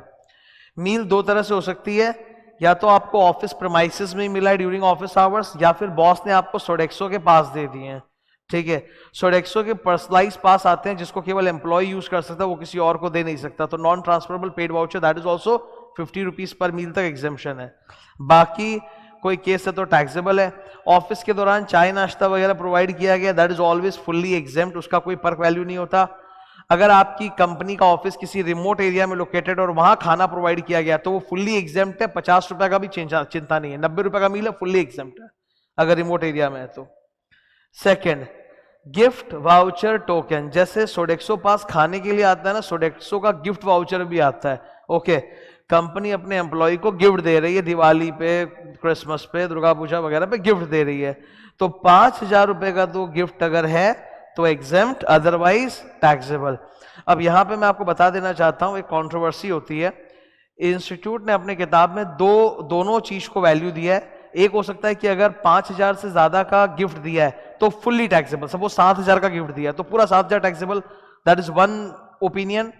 सेकेंड ओपिनियन कि 5000 रुपए से अगर ज्यादा का गिफ्ट दिया है तो केवल जो एक्स्ट्रा है वो टैक्सेबल, जैसे 7000 का गिफ्ट दिया तो 2000 टैक्सेबल। ओके, तो इंस्टीट्यूट आपको दोनों केस में मार्क्स देगी बिकॉज उन्होंने दोनों ही अपने बुक में डाले हैं ऑल्टरनेट आंसर बना के। लेकिन इसके ऊपर मैं आपको बता दूं कि देयर इज अ क्लैरिफिकेशन, और यहां पे गवर्नमेंट बोलता है, गवर्नमेंट का क्लैरिफिकेशन है कि जो एक्स्ट्रा पोर्शन है ना केवल वही टैक्सेबल होगा। यानी अगर 7000 का गिफ्ट दिया तो केवल 2000 टैक्सेबल होगा, तो हम लोग वही मान के चलेंगे, ठीक है, कि जो एक्स्ट्रा है वही टैक्सेबल है। थर्ड, पर्सनल यूज के लिए क्रेडिट कार्ड दिया है, क्रेडिट कार्ड पकड़ा के बोला जो खर्चा करना है करो, तो ये तो एग्जेम्पशन होगा ही नहीं, फुल्ली टैक्सेबल। चौथा, क्लब एक्सपेंसेस, कोई क्लब वगैरह जो होता है ना उसकी एक इनिशियल मेंबरशिप फीस होती है, उसके बाद उसकी एनुअल फीस होती है, आप उसके सर्विसेज यूज करोगे तो उसका अलग खर्चा होता है। क्लब के केस में मोस्टली इट इज टैक्सेबल, केवल एक केस है जब एग्जेम्प्ट है। अगर कंपनी अपने सारे एम्प्लॉइज को ही किसी क्लब का मेंबरशिप दिलवा रहा है और उसके लिए इनिशियल मेंबरशिप फीस पे किया है तो that is exempt. So initial fees for corporate club membership, initial fees for corporate club membership of all employees और ग्रुप ऑफ एम्प्लॉइज, वो केस है तो एग्जेम्प्ट, बाकी सब टैक्सेबल। ये अब हमारा चौथा परक्विजिट है, ईसॉप। कंपनी अगर एम्प्लॉय को ईसॉप का ऑप्शन दे रहा है तो ईसॉप तो आपको आज अनाउंस हुआ है पर मिलेगा तो बहुत बाद में ना जब आप खरीदोगे, ठीक है, 1 साल या उससे ज्यादा के बाद। तो जिस दिन फाइनली एम्प्लॉय कंपनी का वो शेयर्स खरीदेगा उस दिन उन शेयर्स का जो फेयर मार्केट वैल्यू है माइनस एम्प्लॉय जो परचेज प्राइस दे रहा है जिसको हम लोग एक्सरसाइज प्राइस बोलते हैं, into the total number of shares, that is the perquisite value, ठीक है। जैसे कंपनी ने आज ईसॉप अनाउंस किया, आपको बोला कि आप 1 साल रुको उसके बाद आप ले सकते हो, तो 1.5 साल बाद आपने कंपनी के ईसॉप में शेयर्स खरीद लिए, जिस दिन आपने खरीदे उस दिन शेयर्स का फेयर मार्केट वैल्यू चल रहा था 500 रुपया, आपको सिर्फ 100 रुपया देके खरीदना है, that is the option given to you. तो 100 रुपया इज द एक्साइज प्राइस, तो आप 100 रुपये में शेयर खरीद रहे हो जिसकी कीमत 500 है, तो 400 का मुनाफा हुआ, यू हैव परचेज्ड 1000 शेयर्स, तो 400 इंटू 1000 4 लाख रुपया, that is your benefit, that is the perquisite value. यहाँ एग्जेम्पशन कुछ नहीं है, it is simply a formula for calculating the perquisite value. Sorry, fair market value निकालने के लिए इन्होंने बोल दिया कि जिस दिन एम्प्लॉय शेयर्स खरीदेगा उस दिन शेयर मार्केट में सुबह जो उसका ओपनिंग प्राइस था और शाम को जो क्लोजिंग प्राइस था उसका एवरेज ले लो। So fair market value is equal to average of opening and closing share price on the date of exercise of option by the employee. अगर 2 स्टॉक एक्सचेंज पे लिस्टेड है कंपनी का share, तो वो वाला लीजिए जिसमें कंपनी के शेयर्स का ट्रेडिंग ज्यादा होता हो। Last perquisite that we discuss today was interest free loan. आप अपने कंपनी से ही लोन लिए हो, कोई पर्पस के लिए, घर बनवाना होगा, गाड़ी खरीदनी होगी, बच्चों की पढ़ाई, किसी की बीमारी, वॉट एवर रीजन, तो आपने अपने कंपनी से लोन लिया है। इसके फायदे क्या है? आपकी कंपनी मतलब जो आपका एम्प्लॉयर है, या तो वो आपसे इंटरेस्ट लेगा ही नहीं, मतलब आप बैंक से लेते तो ब्याज लगता है, बॉस से लोगे तो ब्याज नहीं लगेगा। तो loan is not the perquisite, please understand, loan perquisite नहीं है, क्योंकि लोन तो आप चुका दोगे, कंपनी ने आपको लोन दिया, बाद में चुका दोगे, ठीक है। Loan is not the perquisite but the interest that you have saved, क्योंकि बैंक से लेते तो ब्याज लगता है ना, तो वो जो ब्याज आपका बचा ना, वो बेनिफिट है, वही परक्विजिट वैल्यू है। ओके, सो सपोज एसबीआई का रेट ऑफ इंटरेस्ट चल रहा है 10% और कंपनी ने आपको बिना इंटरेस्ट के लोन दे दिया, तो आपका फायदा कितना हुआ? Principal into 10% into time. वो सिंपल इंटरेस्ट का फॉर्मूला जो सीखते थे ना, पीआरटी बाय 100, वही है। दूसरा case concessional rate of interest, मतलब कंपनी बोला देखो इंटरेस्ट तो लेंगे पर 4% लेंगे, तो बैंक वाले 10% का रेट दे रहे हैं, कंपनी 4% पे आपको लोन दे दिया, तो आपका इंटरेस्ट कितना बचा? 6%, तो आप 6% पे कैलकुलेट कर लेना। यहाँ पे फॉर्मूला में हमें 3 चीज मल्टीप्लाई करनी पड़ती है, इसका मंथली कैलकुलेशन होता है, इंटरेस्ट का मंथली कैलकुलेशन होता है, तो हर महीने के एंड में 30 तारीख को जो लोन का बैलेंस है into SBI rate of interest at the beginning of the previous year minus interest if the company is charging into time, ठीक है, वैसे करके आप निकाल लोगे। ओके, 2 एग्जाम्पशन है महा इंपॉर्टेंट, पेटी लोन्स। अगर 20,000 तक का आपने लोन लिया विच इज अ पेटी लोन, तो कोई इंटरेस्ट परक्विजिट नहीं, परक्विजिट इज 0। या फिर अगर आपने स्पेसिफाइड डिजीजेस के ट्रीटमेंट के लिए लोन लिया है, ठीक है, जो स्पेसिफाइड डिजीज होती है, भयंकर वाली बीमारियां, उनके लिए अगर आपने लोन लिया है, तो अमाउंट कितना भी हो उस पर हम लोग कोई ब्याज को परक्विजिट नहीं मानेंगे, ब्याज पे कोई टैक्स नहीं लगेगा, ठीक है। तो ये 2 एग्जाम्पशंस है। So these are the 5 perquisites that we discussed today. एक चीज मैं बता देता हूं, ये जो मैं रिवीजन लेक्चर ले रहा हूं, ये फास्ट में एक बार रिवाइज कराना पर्पस होता है, वरना ये सारी चीजों को हमें बहुत डिटेल में पढ़ना चाहिए। तो क्लास में मैं बहुत डिटेल में एग्जाम्पल के साथ, सम्स के साथ पूरा सॉल्व करके अपने इसको पढ़ते हैं। मैं बहुत सारे स्टोरीज एंड एग्जाम्पल शेयर करता हूं ताकि तुमको कंसेप्ट याद रहे, ठीक है। रिवीजन का पर्पस केवल फटाक से एक बार याद दिला देना है ताकि अगली क्लास के लिए आप प्रिपेयर्ड हो जाओ। Okay, thank you. Hello everyone, आज हम लोग की सैलरीज की 6th क्लास थी। 2 टॉपिक्स हम लोगों ने पढ़े थे बहुत डिटेल में, अति ज़्यादा डिटेल में। यहाँ मैं उसका क्विकली रिवीजन करा रहा हूँ। वो 2 टॉपिक्स था LTC and pillows. LTC stands for leave travel concession and pillows मतलब होता है profit and leave of salary, जिसके अंदर 2 टॉपिक आता है, retrenchment compensation and voluntary retirement scheme. सबसे पहले हम लोग के सामने है लीव ट्रैवल कंसेशन। इसमें जो एग्जामिशन है वो सेक्शन नंबर 10 में बताया हुआ है, सेक्शन नंबर 17 में नहीं, सेक्शन नंबर 10 में, जो एग्जामिशंस का महा सेक्शन है और महा चैप्टर है, उसमें बोला हुआ है कि अगर आपकी कंपनी मतलब जहां आप जॉब करते हो, अगर वो लोग आप कहीं वेकेशन के लिए जा रहे हो और उसमें आपका और आपके परिवार वालों का आने जाने का ट्रैवल का जो खर्च लग रहा है वो कंपनी अगर अपनी तरफ से दे रही है तो दैट इज एग्जेम्प्टेड, ठीक है। जब आप वेकेशन पे जाते हो ना तो बहुत तरह के खर्चे होते हैं। जैसे सपोज आप रहते मुंबई में हो और आप घूमने के लिए जयपुर जा रहे हो, तो मुंबई टू जयपुर, जयपुर टू मुंबई का ट्रैवल एक्सपेंस, फिर जयपुर में जाके होटल में रुकोगे वो खर्चा, फिर जयपुर में आप गाड़ी बुक करोगे ताकि आप जयपुर के अंदर ही अलग अलग जाके या बगल के शहरों में जाके घूम सको, वहाँ के जो मॉन्यूमेंट्स वगैरह हैं वो खर्च, खाने पीने का खर्च होता है, शॉपिंग का खर्च होता है। तो सारी चीज़ों के लिए एग्जेम्पशन नहीं है, exemption is only for the travel expenditure. जो मेन ट्रैवल एक्सपेंडिचर है ना आपका, आपका परिवार वालों का, from Mumbai to Jaipur and Jaipur to Mumbai, only that expenditure is exempted up to some amount, ठीक है। ये है लीव ट्रैवल कंसेशन। इसको लीव ट्रैवल इससे बोलते हैं बिकॉज एक तो लीव मिल रही है कंपनी से आपको, छुट्टी, प्लस आप ट्रैवल करने जा रहे हो। इसमें एग्जेम्पशन कितना होता है, इन्होंने 4 अलग अलग तरह के मोड्स ऑफ ट्रैवलिंग के बारे में बात किया है। एरोप्लेन, रेलवे इनका फेवरेट, बस या any other mode of transport. अगर आप एरोप्लेन से जा रहे हो तो exemption is equal to lower of actual expense paid by the company और इकोनॉमी क्लास की जो एयर टिकट होती है विच एवर इज लोअर। अगर रेलवे से जा रहे हो तो एक्चुअल एक्सपेंस या फिर फर्स्ट क्लास एसी का जो टिकट का रेट होता है वो। अगर बस से जा रहे हो तो एक्चुअल एक्सपेंस या डीलक्स सीट का जो पैसा लगता है बस में वो। और any other mode of transport से अगर आप जा रहे हो तो एक्चुअल एक्सपेंस या फिर फर्स्ट क्लास एसी जितना जो रेट होता है विच एवर इज लोअर, उतना आपको एग्जेम्पशन मिल जाएगा। ये जो लीव ट्रैवल कंसेशन आपको एग्जेम्पशन मिल रहा है ये आपके लिए भी है और आपके परिवार वालों के लिए भी। फैमिली का डेफिनेशन सेक्शन 10 में दिया हुआ है, spouse and children whether dependent और not. Next, dependent parents, brothers, sisters, ये फैमिली है। यहाँ पर जो एलटीसी का कंसेशन मिलेगा ट्रैवल का वो अप टू मैक्सिमम 2 चिल्ड्रन है, लेकिन अगर आपके सिंगल चाइल्ड के बाद में मल्टीपल बर्थ हो रहे हैं जैसे ट्विंस वगैरह हो रहे हैं तो फिर सबका 3 का बेनिफिट आपको मिल जाएगा। The LTC exemption can be claimed by you only for 2 journeys in a block of 4 calendar year. 4 calendar year का जो ब्लॉक होता है उसमें से कोई 2 जर्नी के लिए आप एलटीसी क्लेम कर सकते हो, सारे जर्नीज के लिए आप एलटीसी क्लेम नहीं कर पाओगे। नेक्स्ट है ट्रैवल परक्विजिट, ठीक है, मैं पहले इसको बता देता हूँ फिर अंदर का देख लेंगे। वहाँ पे ट्रैवल एंड एकोमोडेशन परक्विजिट ये सेक्शन नंबर 17 के अंदर आता है कि आप कहीं बाहर घूमने के लिए जा रहे हो तो कंपनी ने आपके ट्रैवल का और वहाँ होटल में एकोमोडेशन का, रुकने का खर्चा वगैरह कंपनी ने आपको पे किया है, तो that's a perquisite. Now according to section 17 and rule 3 travel and accommodation perquisite पे कोई एग्जेम्पशन नहीं है। दे हैव जस्ट सेड कि perquisite value will be the actual expense paid by the boss और the market rate of the expenditure, यही होगा आपका perquisite value. They don't give any exemption. यहीं पे आके एक बेचारा स्टूडेंट फंस जाएगा। वो एग्जाम में जब क्वेश्चन पड़ेगा कि कंपनी ने उसके ट्रैवल का खर्चा उसको रीइंबर्स किया है तो वो सोचेगा सर ये एलटीसी में जाएगा कि ट्रैवल एंड एकोमोडेशन परक्विजिट में, हम कैसे सोचेंगे? तो मैं आपको बता देता हूं 3 हिंट्स है।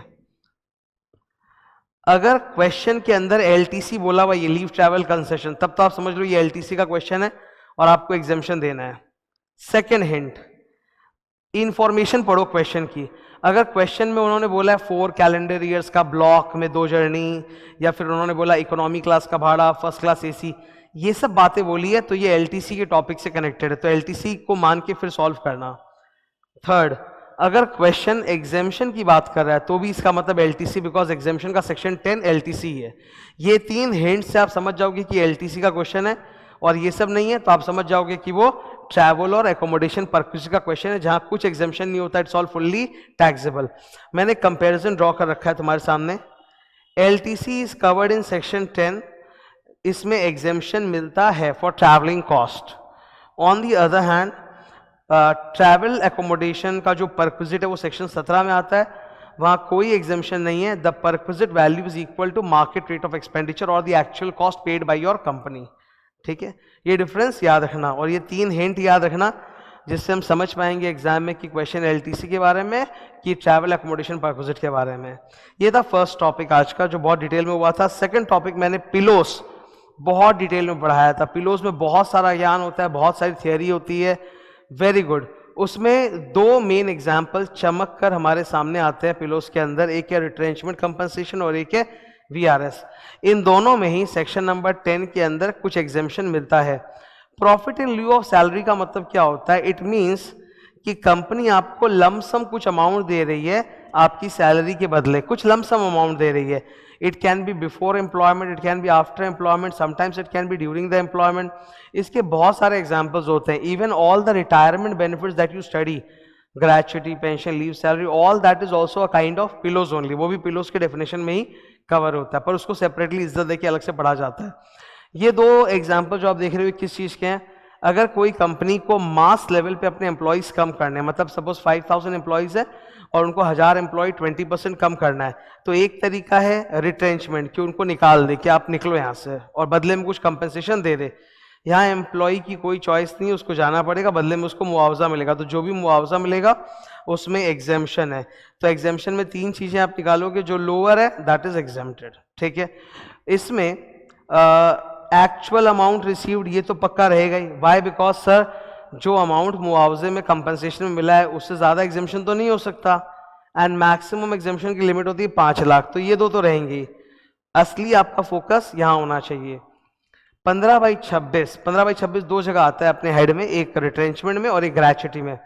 15/26 into average salary of last 3 months. यहां सैलरी का मतलब है बाप एलसी, यहां सैलरी का मतलब क्या है? बाप एलसी। नीचे लिखा हुआ है बेसिक अलावेंस परक्विजिट बाप LC, LTC and commission of any type, ठीक है, इनटू कंप्लीटेड ईयर्स और part thereof in excess of 6 month. CY मतलब कंप्लीटेड ईयर्स, और अगर 6 मंथ से ज्यादा है तो उसका राउंड ऑफ अपवर्ड करके 1 ईयर कर देंगे। जैसे 20 साल 7 महीने तो 21 साल हो जाएगा, ठीक है। सो 3 चीजें आप कैलकुलेट करो, ज्यादा मेहनत फर्स्ट वाले में है केवल। Compensation under industrial dispute act is how much? 15/26 into average salary of last 3 months into completed year और part thereof in excess of 6 months. Actual amount received 5 lakh, जो लोएस्ट आएगा दैट मच इज एग्जेम्प्टेड, ठीक है। ये एक तरह का pillows है। दूसरा पिलोस है वीआरएस। यहां पर कंपनी आपको धक्का नहीं देगी, बल्कि कंपनी एक ऑफर देगी कि जो लोग हमें छोड़ के जाना चाहें वो एप्लीकेशन दे सकते हैं, फर्स्ट कम फर्स्ट बेसिस पे आपको प्रायोरिटी मिलेगा। आप अगर जाओगे तो आपको इतना अमाउंट कंपेंसेशन देंगे, that's called VRS. The difference between retrenchment and VRS is कि वीआरएस में एम्प्लॉय के पास चॉइस है कि वो जाना चाहता है कि नहीं, रिट्रेंचमेंट में चॉइस नहीं है। रिट्रेंचमेंट में भी आपको कंपेंसेशन मिलेगा, वीआरएस में भी कंपेंसेशन मिलेगा।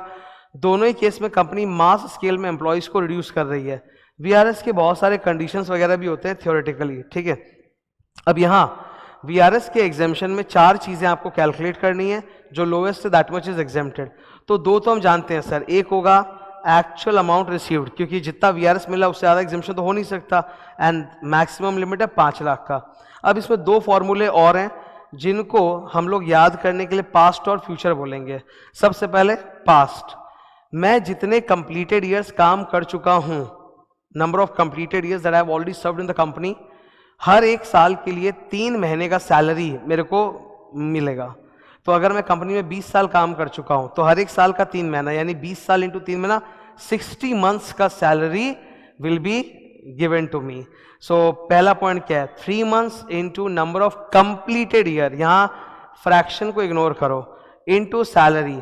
यहां सैलरी का मतलब एकदम सिंपल है, जो हमेशा पूरे सैलरी चैप्टर में छाया हुआ है, BD1C, basic.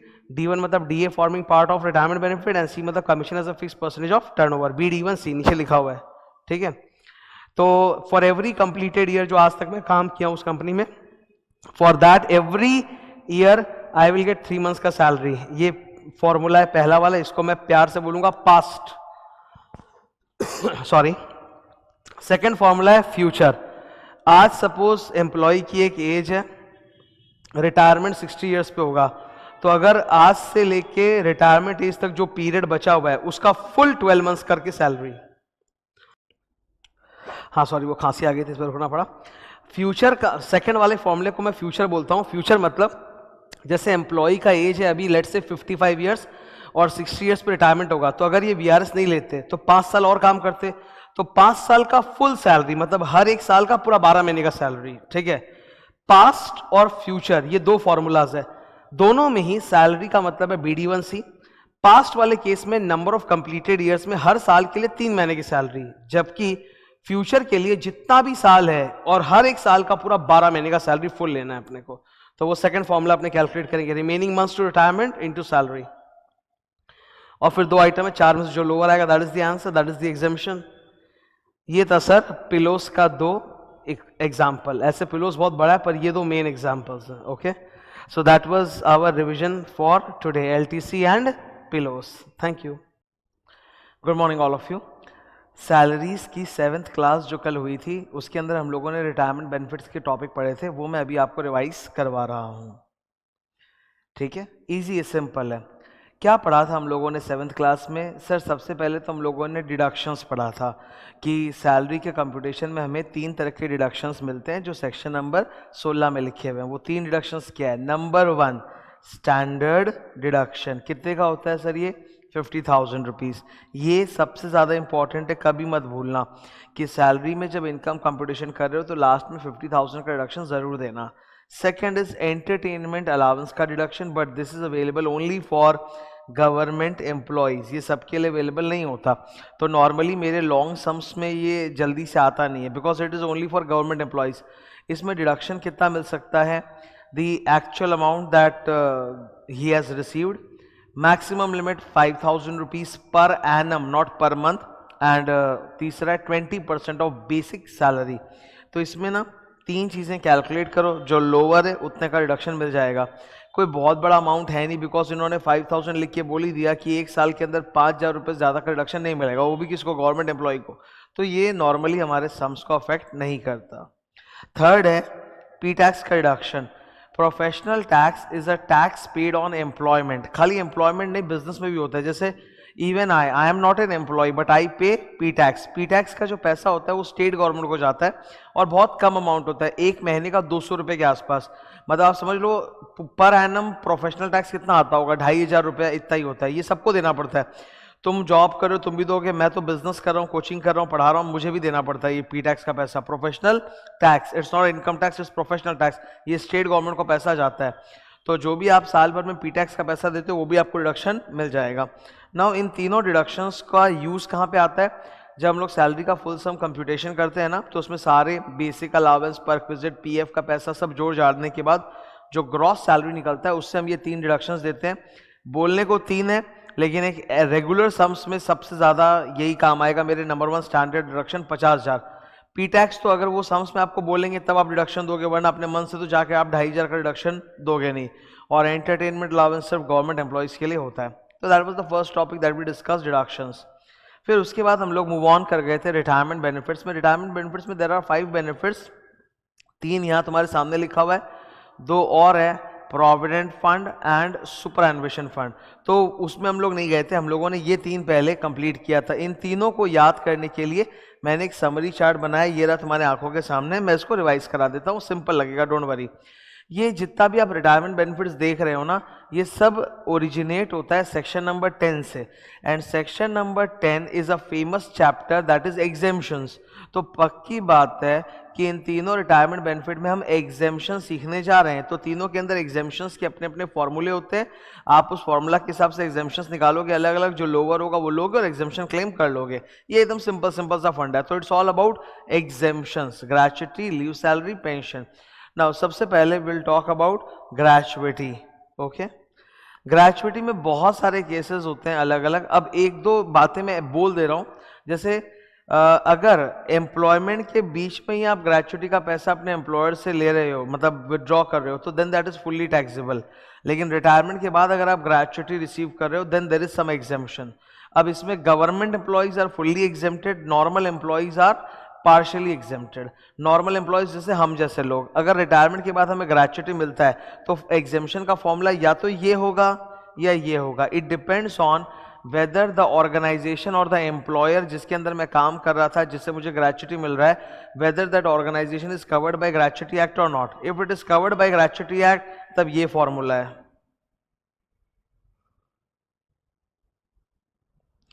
If it is not covered by the gratuity act तब ये फॉर्मूला है। ठीक है, यहां पर आप देखते हो कि 3 चीजें निकालनी होती है, तीनों में से जो लोअर होता है दैट इज द एग्जेम्पशन। पर सोचने वाली बात है, 2 चीजें तो ऐसी है जो कॉमन सेंस है। एग्जेम्पशन पढ़ रहे हैं हम लोग, ठीक है, exemption can not be more than the amount that you are receiving. So एक पॉइंट तो पक्का रहेगा, एक्चुअल अमाउंट रिसीव्ड। देखो एक्चुअल अमाउंट रिसीव्ड और नीचे भी एक्चुअल अमाउंट रिसीव्ड, क्योंकि जो हमें रिसीव हो रहा है उससे ज़्यादा का तो एग्जेम्पशन मिलेगा नहीं, तो वो पॉइंट तो रहना ही चाहिए। Second is there will be a maximum cap, कि ग्रेच्युटी में आप अपने पूरे लाइफ टाइम में 20 लाख तक का एग्जेम्पशन एंजॉय कर सकते हो। तो 20 लाख की लिमिट तो रहेगी, ये रही 20 लाख की लिमिट, ये रही 20 लाख की लिमिट। तो ये 2 पे मेहनत नहीं करना है। मेहनत किस पे करना है सर? जो फॉर्मूला वाला पार्ट है उस पे करना है। तो if the organisation is covered by the gratuity act then the exemption का formula is 15/26 into last drawn salary, LDS, last drawn salary. मतलब जो आपका मंथ ऑफ रिटायरमेंट था उसमें आपकी सैलरी जो थी वो, उस सैलरी में आपको 2 चीजें लेनी है, basic and full DA, basic and full DA into CY plus more than 6, CY मतलब कंप्लीटेड ईयर्स प्लस अगर मोर देन 6 मंथ्स है तो उसको राउंड ऑफ अपर साइड में राउंड ऑफ कर देंगे, मतलब अगर जैसे मान लो इट इज 20 ईयर्स 7 मंथ्स तो वो 21 ईयर्स माना जाएगा, ठीक है। तो ये फॉर्मूला है 15/26 into last known salary into completed years plus more than 6 months को 1 ईयर मान लो। सैलरी में यहाँ क्या आएगा sir, last month of retirement जो है उसका बेसिक प्लस फुल डी है। ऑन दी अदर हैंड अगर not covered by the gratuity act है ना, then the formula is different. Formula में चारों चीजें चेंज हो गई। पहले तो 15/26 के बदले हाफ लिख रहे हो आप। दूसरा, लास्ट ड्रॉन सैलरी नहीं लिख रहे, आप लिख रहे हो average salary of last 10 months excluding the month of retirement, मतलब मंथ ऑफ रिटायरमेंट को छोड़ के उसके पहले जो 10 महीना है उसका एवरेज सैलरी लेना है। नेक्स्ट डिफरेंस कि ऊपर सैलरी में हमको बेसिक प्लस फुल डीए लेना था, लेकिन ये वाला जो फॉर्मूला है ये इनकम टैक्स की पैदाइश है, और इनकम टैक्स में जितने भी एग्जेम्पशंस होते हैं ना वहाँ मोस्टली BD1C चलता है, मतलब बेसिक प्लस D1 मतलब dearness allowance forming part of retirement benefit plus C मतलब commission based on fix percentage of turnover achieved by the employee. तो यहाँ पे BD1C चलता है। इनटू ऊपर था CY plus more than 6 months, यहाँ सिर्फ CY है, कंप्लीटेड ईयर्स ही खाली लेने हैं। तो ये दो फॉर्मूला में ना आपको थोड़ा एफर्ट डालना पड़ता है याद रखने में। दोनों फॉर्मूले में 4 डिफरेंसेस हैं, ठीक है। 15/26 half, last drawn salary average salary, B plus D BD1C, CY plus more than 6 only CY, ठीक है। That was the gratuity thing, ठीक है। Next we will talk about, नीचे चलते हैं एक बार। ग्रेचुइटी के लिए आप ये चीज़ याद रखोगे कि ड्यूरिंग द सर्विस अगर आप पैसा विड्रॉ करते हो तो फुल्ली टैक्सेबल है, रिटायरमेंट की बात करते हो तो पार्शियली एग्जेम्प्ट है, जो कि ऊपर हमने 10 का 10 में फॉर्मूला पढ़ा। ये जबरदस्त मैंने समरी टेबल बनाया है तुम सबके लिए। 2-3 जगह फंडे अलग अलग है। जैसे ग्रेचुइटी में फंडा क्या है कि आप 5 साल अगर किसी बॉस के यहाँ काम करके निकलोगे तब आपको ग्रेचुइटी मिलता है, वरना नहीं। तो इट इज़ पॉसिबल कि एक इंसान लाइफ में मल्टीपल जॉब्स किया है अलग अलग बॉस के अंदर और मोर देन 5 ईयर्स किया है, तो उसको अलग अलग एम्प्लॉयर से ग्रेचुइटी मिला है। It is possible. 10 साल X कंपनी में काम किया, फिर 10 साल Y कंपनी में, फिर 10 साल Z कंपनी में, तो हर कंपनी से जब वो निकल रहा है he is getting gratuity G1 G2 G3। आप ग्रेचुइटी का अगर आपको लाइफ में बार बार ग्रेचुइटी मिल रही है, आप बार बार एग्जेम्पशन क्लेम कर सकते हो, but the total maximum exemption will be restricted to 20 lakh rupees, जो भी उसका लिमिट है। तो यहां देखो ग्रेचुइटी में 20 लाख की लिमिट होती है। जब जब बार बार आप ग्रेचुइटी लोगे, बार बार रिटायरमेंट होने पे अलग अलग जगह जॉब छोड़ोगे, तो आपकी वो 20 लाख की लिमिट कम होती जाएगी। पहले बार जब आपको ग्रेचुइटी मिला तब अगर आपने सपोज 4 लाख का एग्जेम्पशन ले लिया, तब आपका 20 लाख का लिमिट 4 से कम हो जाएगा 16 लाख। तो फ्यूचर में आप और 16 लाख का क्लेम कर सकते हो, ठीक है। पेंशन में ये फंडा ही नहीं है, बिकॉज पेंशन में there is no fixed amount like 20 lakh. Leave salary में है, लीव सैलरी में भी एक मैक्सिमम लिमिट होता है, 3 लाख रुपए का आपको मिलता है एग्जेम्पशन। इसमें भी अगर आप अलग अलग एम्प्लॉयर से रिटायर कर रहे हो और बार बार आपको लीव सैलरी मिल रहा है, तो आप बार बार एग्जेम्पशन क्लेम कर सकते हो, subject to total maximum 3 lakh, ठीक है। लेकिन VRS में ज्ञान अलग है। मैंने पिछले क्लास में पिलोस पढ़ाया था, उसमें रिट्रेंचमेंट कंपनसेशन ऑफ VRS पढ़ाया था। VRS में जो एग्जेम्पशन होता है ना 5 लाख का लिमिट, वो एक ही बार आपको मिलता है, चाहे आप उसमें 2 लाख लो चाहे 2.5 लाख लो। बार बार लाइफ में अगर VRS मिला है तो आपको बार बार एग्जेम्पशन क्लेम आप नहीं कर सकते। VRS में 5 लाख की लिमिट होती है, only 1 time exemption, second time VRS मिलने पर नो एग्जेम्पशन, ठीक है। वेदर आपको पहले बार 5 लाख मिला था कि कम मिला था उससे कोई फर्क नहीं पड़ता। तो ये मैंने एक बना दिया तुम लोगों के लिए, ठीक है। नेक्स्ट ग्रेचुइटी के बाद will talk about pension. Pension का नंबर है 1010 है, ऊपर दिख रहा होगा आपको ये, ठीक है। पेंशन ना सर 2 प्रकार के होते हैं। पेंशन ना 2 प्रकार के होते हैं। एक होता है मंथली पेंशन, कि हर महीने पेंशन आते जा रहा है। Pension is always after retirement. हम लोग जब जॉब करते हैं, हमारे 40 साल का जो पीरियड होता है उसमें we keep on receiving monthly salary, so we like that monthly cash inflow. तो पेंशन इज दैट थिंग कि वो मंथली कैश इनफ्लो की तरह आफ्टर रिटायरमेंट भी आपको मिलता रहेगा। तो जो मंथली पेंशन मिलता रहता है ना हम लोग को, that is called uncommuted pension. Monthly pension को हम लोग क्या बोलते हैं? Uncommuted pension. वो फुल्ली टैक्सेबल होता है, उसमें कोई एग्जेम्पशन नहीं होता, ठीक है। अब आप चाहो तो इसको कम्यूट करा सकते हो। The word commute has got various meanings in English language. एक कम्यूट का मतलब होता है घर से ऑफिस जाना, ऑफिस से घर आना, दैट्स ऑल्सो कम्यूट। जैसे तुम अगर अपने घर से कोचिंग सेंटर जा रहे हो, कोचिंग से घर जा रहे हो, दैट इज ऑल्सो कम्यूट। लेकिन कम्यूट का एक और मतलब होता है इंटरचेंज।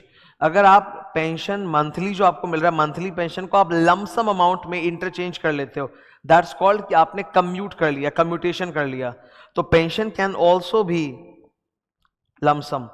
लमसम मतलब सपोज मान लो कि मुझे ना 20,000 रुपये पर मंथ किसी व्यक्ति को पेंशन मिल रहा था, 20,000 रुपये पर मंथ। तो उसने बोला कि मेरे को ना लमसम पैसे की ज़रूरत है, मैं 20,000 में से 25% यानी 5,000 रुपया जो है वो मैं कम्यूट कराना चाहता हूँ। तो 5,000 को कम्यूट करा के उसको सपोज 3 लाख रुपया मिल गया, एक ही बार में वन शॉट 3 लाख मिल गया, तो that's called commuted pension.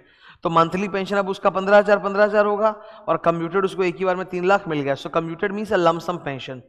Commuted pension में एग्जाम्शन है, अनकम्यूटेड में कोई एग्जाम्शन नहीं है। कम्यूटेड पेंशन में एग्जाम्शन कितना है, 1/3 या हाफ। अब यहाँ एक मिस्टेक होती है स्टूडेंट से, उनको क्वेश्चन में जो कम्यूटेड पेंशन का फिगर लिखा हुआ रहता है ना कि 25% पेंशन को कम्यूट करा के 3 लाख मिला, तो वो 3 लाख का ही सीधा 1/3 या हाफ एग्जाम्शन दे देते हैं, विच इज रॉन्ग। एग्जाम्शन के फॉर्मूला में याद रखिए आप, हाफ हो या 1/3 हो, it is multiplied with half हो या 1/3 हो, it is multiplied with full commuted pension. Full commuted pension का मतलब है कि अगर आपने अपना 25% नहीं बल्कि अपना 100% पेंशन जो आपको मंथली आ रहा है पूरा का पूरा ही कम्यूट करा लिया होता, तो जो अमाउंट मिलता है that's called full commuted pension. तो इट्स अ नोशनल अमाउंट। वो आप कैलकुलेट कर सकते हो कि अगर 25% कम्यूट करा के मुझे 3 लाख रुपए मिल रहे हैं, तो 100% कम्यूट करा के मुझे कितना मिलेगा, सिंपल एकदम 3 lakh into 100/25 which comes to 12 lakh रुपया। तो 12 लाख का 1/3 या 12 लाख का half, that is the exemption. Okay, अगर आपको दो चीजें मिल रही हैं, दो चीजें मतलब अगर आपको पेंशन भी मिल रहा है और ग्रेच्युटी भी मिल रहा है, तो क्योंकि आपको ग्रेच्युटी में कुछ एग्जाम्शन ऑलरेडी सरकार दे रही है, तो पेंशन में एग्जाम्शन कम देगी, you will gate 1/3 exemption. Okay, 1/3 of the full computed pension. अगर आपको सिर्फ पेंशन मिल रहा है, ग्रेच्युटी नहीं मिल रहा है, तो यहाँ पे सरकार फिर पेंशन में आपको ज्यादा एग्जाम्शन देगी, हाफ। ठीक है, half is more than 1/3। Remember, half या 1/3 is not multiplied with the commuted pension का figure given in your question. Most questions में क्या होता है, वो लोग बोलते हैं कि जो भी एम्प्लॉय है वो अपना पूरा कम्यूट नहीं करा रहा, पार्शियली कम्यूट करा रहा है, तो आपको उससे होल कम्यूट निकालना पड़ता है। ठीक है, और फिर उसमें 1/3 या हाफ देना पड़ता है। यहाँ एक ऐसा पॉसिबिलिटी हो सकता है कि figure turns out to be negative, so you don't make it negative. मान लीजिए कि आपको कम्यूटेड पेंशन आपको मिला 3 लाख रुपया, ठीक है, अभी मेरे एग्जाम्पल में 25% का कम्यूट कराया 3 लाख रुपया, तो 100% का 12 लाख होता। और सोच के देखो 3 लाख हाथ में मिला है, अब आप बोलोगे कि सपोज सर ग्रेच्युटी मिल रहा है तो 1/3 एग्जाम्शन, तो 1/3 और 12 लाख 4 लाख, तो 3 लाख में से 4 लाख माइनस करो तो माइनस आ जाएगा, तो वो नहीं होना चाहिए। एग्जाम्शंस में याद रहे the exemption amount can not be more than the receive amount. तो रिसीव अगर आपको 3 लाख हो रहा है तो exemption will be limited to 3 lakh only. फिर 1/3 या हाफ अगर बड़ा फिगर आ भी रहा है तो it will be lower down to the actual amount. ठीक है, तो इसमें इस पूरे टॉपिक में पेंशन में इसके लिए मैंने एक बहुत इंपॉर्टेंट टिप बनाया है सॉल्व करने के लिए सम्स को। 2 टिप्स आप याद रखोगे। ठीक है, हमेशा जैसे ही सम दिखे सबसे पहला काम आप करो फुल कम्यूटेड पेंशन कैलकुलेट कर लो, बिकॉज आपसे मिस्टेक हो जाएगा कि वो लोग जो कम्यूटेड फिगर देंगे आप उसी का 1/3 या हाफ एग्जाम्प्ट कर दोगे, विच इज रॉन्ग। 1/3 या half is of full commuted pension. तो 25% का 3 लाख तो 100% का 12 लाख, तो ये 12 लाख का फिगर पहले निकाल लो, एग्जाम्पल है जस्ट। सेकेंड, आप भूल जाओगे, आप कम्यूटेड पेंशन और उसके एग्जाम्शन में इतना खो जाओगे दैट यू विल फॉरगेट कि इस इंसान को पर मंथ भी कुछ मिल रहा है। तो जो पर मंथ इस इंसान को मिल रहा है that's called uncommuted, that's fully taxable. तो वो वाला चीज भी तुमको अपने सम्स में डालना है, वो नहीं डालोगे तो 50% तो वही रॉन्ग हो गया तुम, that you have solved only the commuted part, you have not solved the uncommuted part. तो अनकम्यूटेड पेंशन को भी तुम अपना कैलकुलेट करके वहीं पे रख लेना, ताकि यार ये फुल्ली टैक्सेबल होता है। तो ये 2 मिस्टेक्स होते हैं जो स्टूडेंट्स से होते हैं, वही मैंने टिप्स बना के यहाँ पे डाला है। थर्ड टॉपिक, ओके, ग्रेच्युटी हो गया, पेंशन हो गया, तो third one I will discuss with you leave salary. Section 10 का 10AA leave salary. Leave salary क्या होती है, हर कंपनी में जब आप जॉब पे जाते हो तो वो लोग आपको कुछ पेड लीव्स देते हैं। पेड लीव्स का मतलब है कि इन दिन अगर आप छुट्टी किए तो ठीक है, पैसा सैलरी कटेगा नहीं, पर अगर उस दिन काम करने आ गए तो बल्कि एक्स्ट्रा पैसा मिल जाएगा, that's leave salary. Most of the companies क्या करती है, आपके साल भर का जो लीव सैलरी आप कमा लेते हो ना, सपोज आप 12 महीना गए थे, आप छुट्टी मारे ही नहीं, तो आपका लीव सैलरी जमा हो गया, तो most of the company leave salary आपको साल के एंड में या 2 साल के एंड में दे देती है। They don't wait till retirement, ठीक है, वो आपको पहले ही मिल जाता है during your service. So any leave salary that you receive during the service itself that is fully taxable, उसमें कोई एग्जेम्पशन नहीं है। नीचे देखो,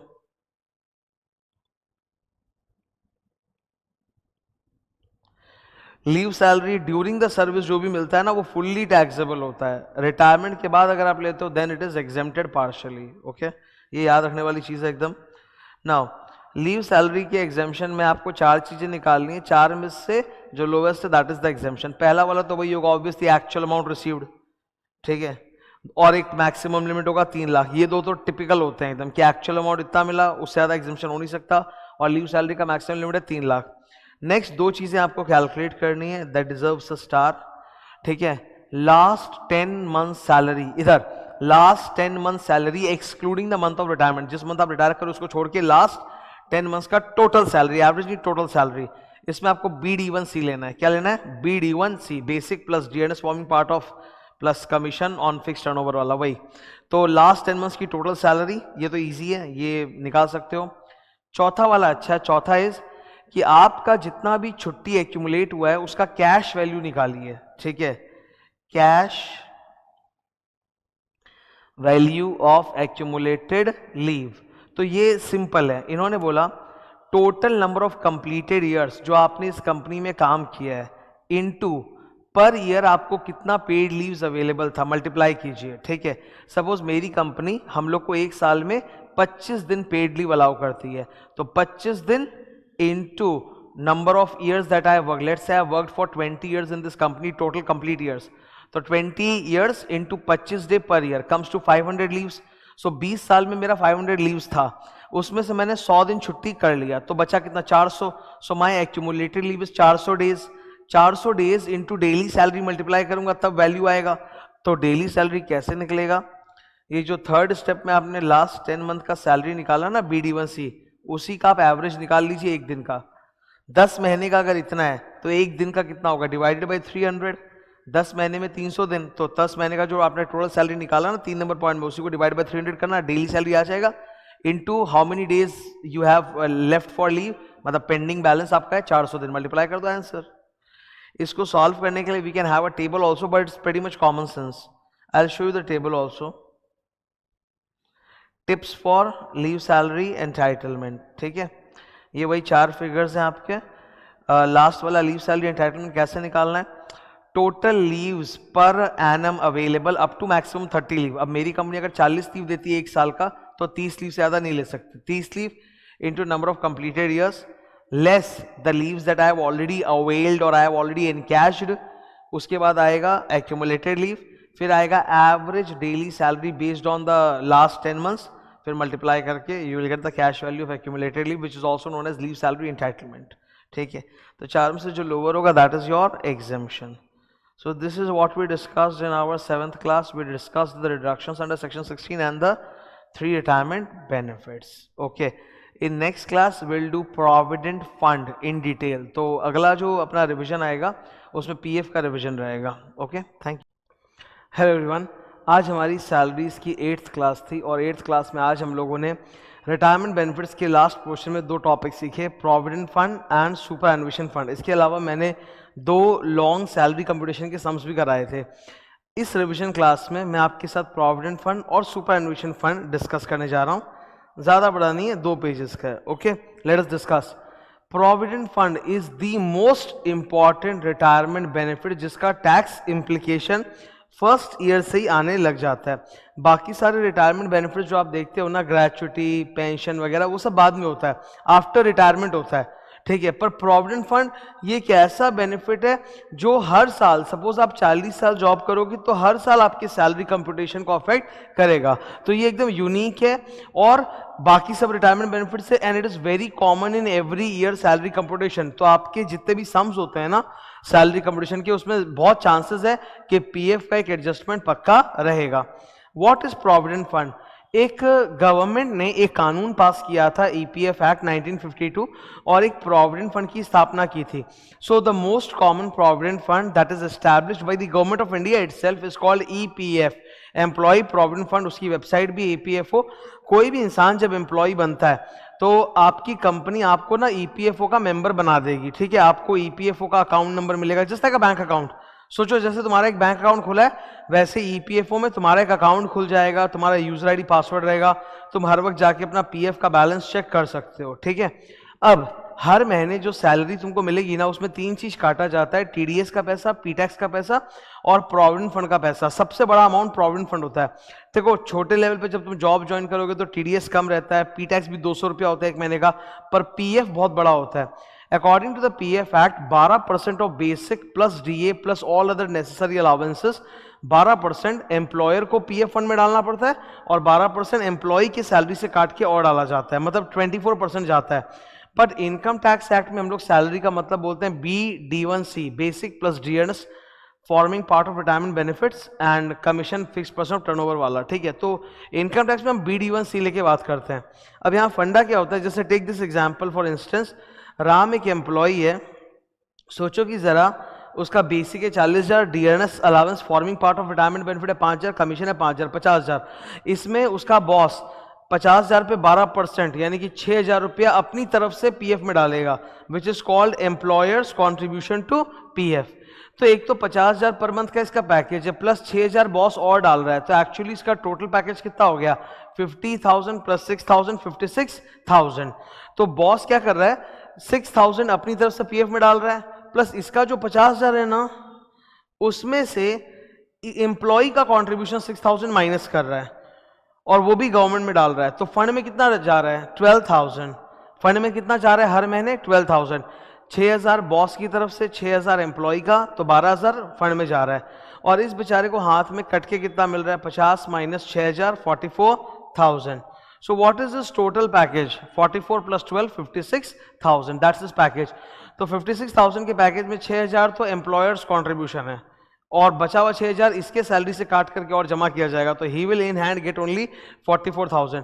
पर आप डरो नहीं, ये अच्छी बात है। It's like an automatic investment and automatic saving scheme run by the government. आपका वो जो 12,000 है हर महीने कट करके पीएफ में जाके जमा होते जा रहा है भारत सरकार का। That is your money, like your account. तुम जब चाहे उसको चेक कर सकते हो कि उसमें कितना पैसा है, उसमें कितना इंटरेस्ट एक्यूमुलेट हुआ है। प्रोविडेंट फंड में ड्यूरिंग द सर्विस भी कभी कभी स्पेशल केस में आप पैसा विड्रॉ कर सकते हो, वरना मोस्टली रिटायरमेंट के बाद ही होता है। प्रोविडेंट फंड पे भारत सरकार का डबल इंसेंटिव है, ठीक है। यहां पर आपको डबल टैक्स बेनिफिट मिलता है। First, employers contribution. सबसे पहले तो एम्प्लॉयर का जो कंट्रीब्यूशन होता है वो एग्जेम्प्ट हो जाता है, तो 6,000 रुपये पे टैक्स बच गया आपका।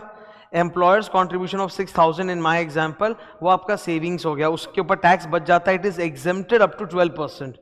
12% of what sir, 12% of BD1C। इनके लिए तो वो सैलरी का डिफिनेशन अलग है ना, इनके लिए सैलरी मतलब BD1C। तो 12% ऑफ BD1C तक कंट्रीब्यूट करेगा तो वो एग्जेम्प्ट है। तो लो, ग्रेट। बॉस ने जो 6,000 रुपये डाले वो एग्जेम्प्ट है, प्लस मेरा हिस्सा जो एम्प्लॉइज कॉन्ट्रीब्यूशन, मैंने भी मेरे सैलरी से भी 6,000 और कट के जमा हुआ है, मेरा कंट्रीब्यूशन माना जाता है वो, उसका मुझे डिडक्शन मिल जाएगा under section 80C, under chapter 6 से, ठीक है। तो 6,000 का तो एग्जेम्पशन और 6,000 का डिडक्शन, मतलब डबल टैक्स बेनिफिट है 12,000 का। जस्ट इमेजिन 56,000 के मेरे पैकेज में 12,000 में मुझे टैक्स देने की जरूरत नहीं है। दैट्स एग्जेम्पशन और डिडक्शन, ओके।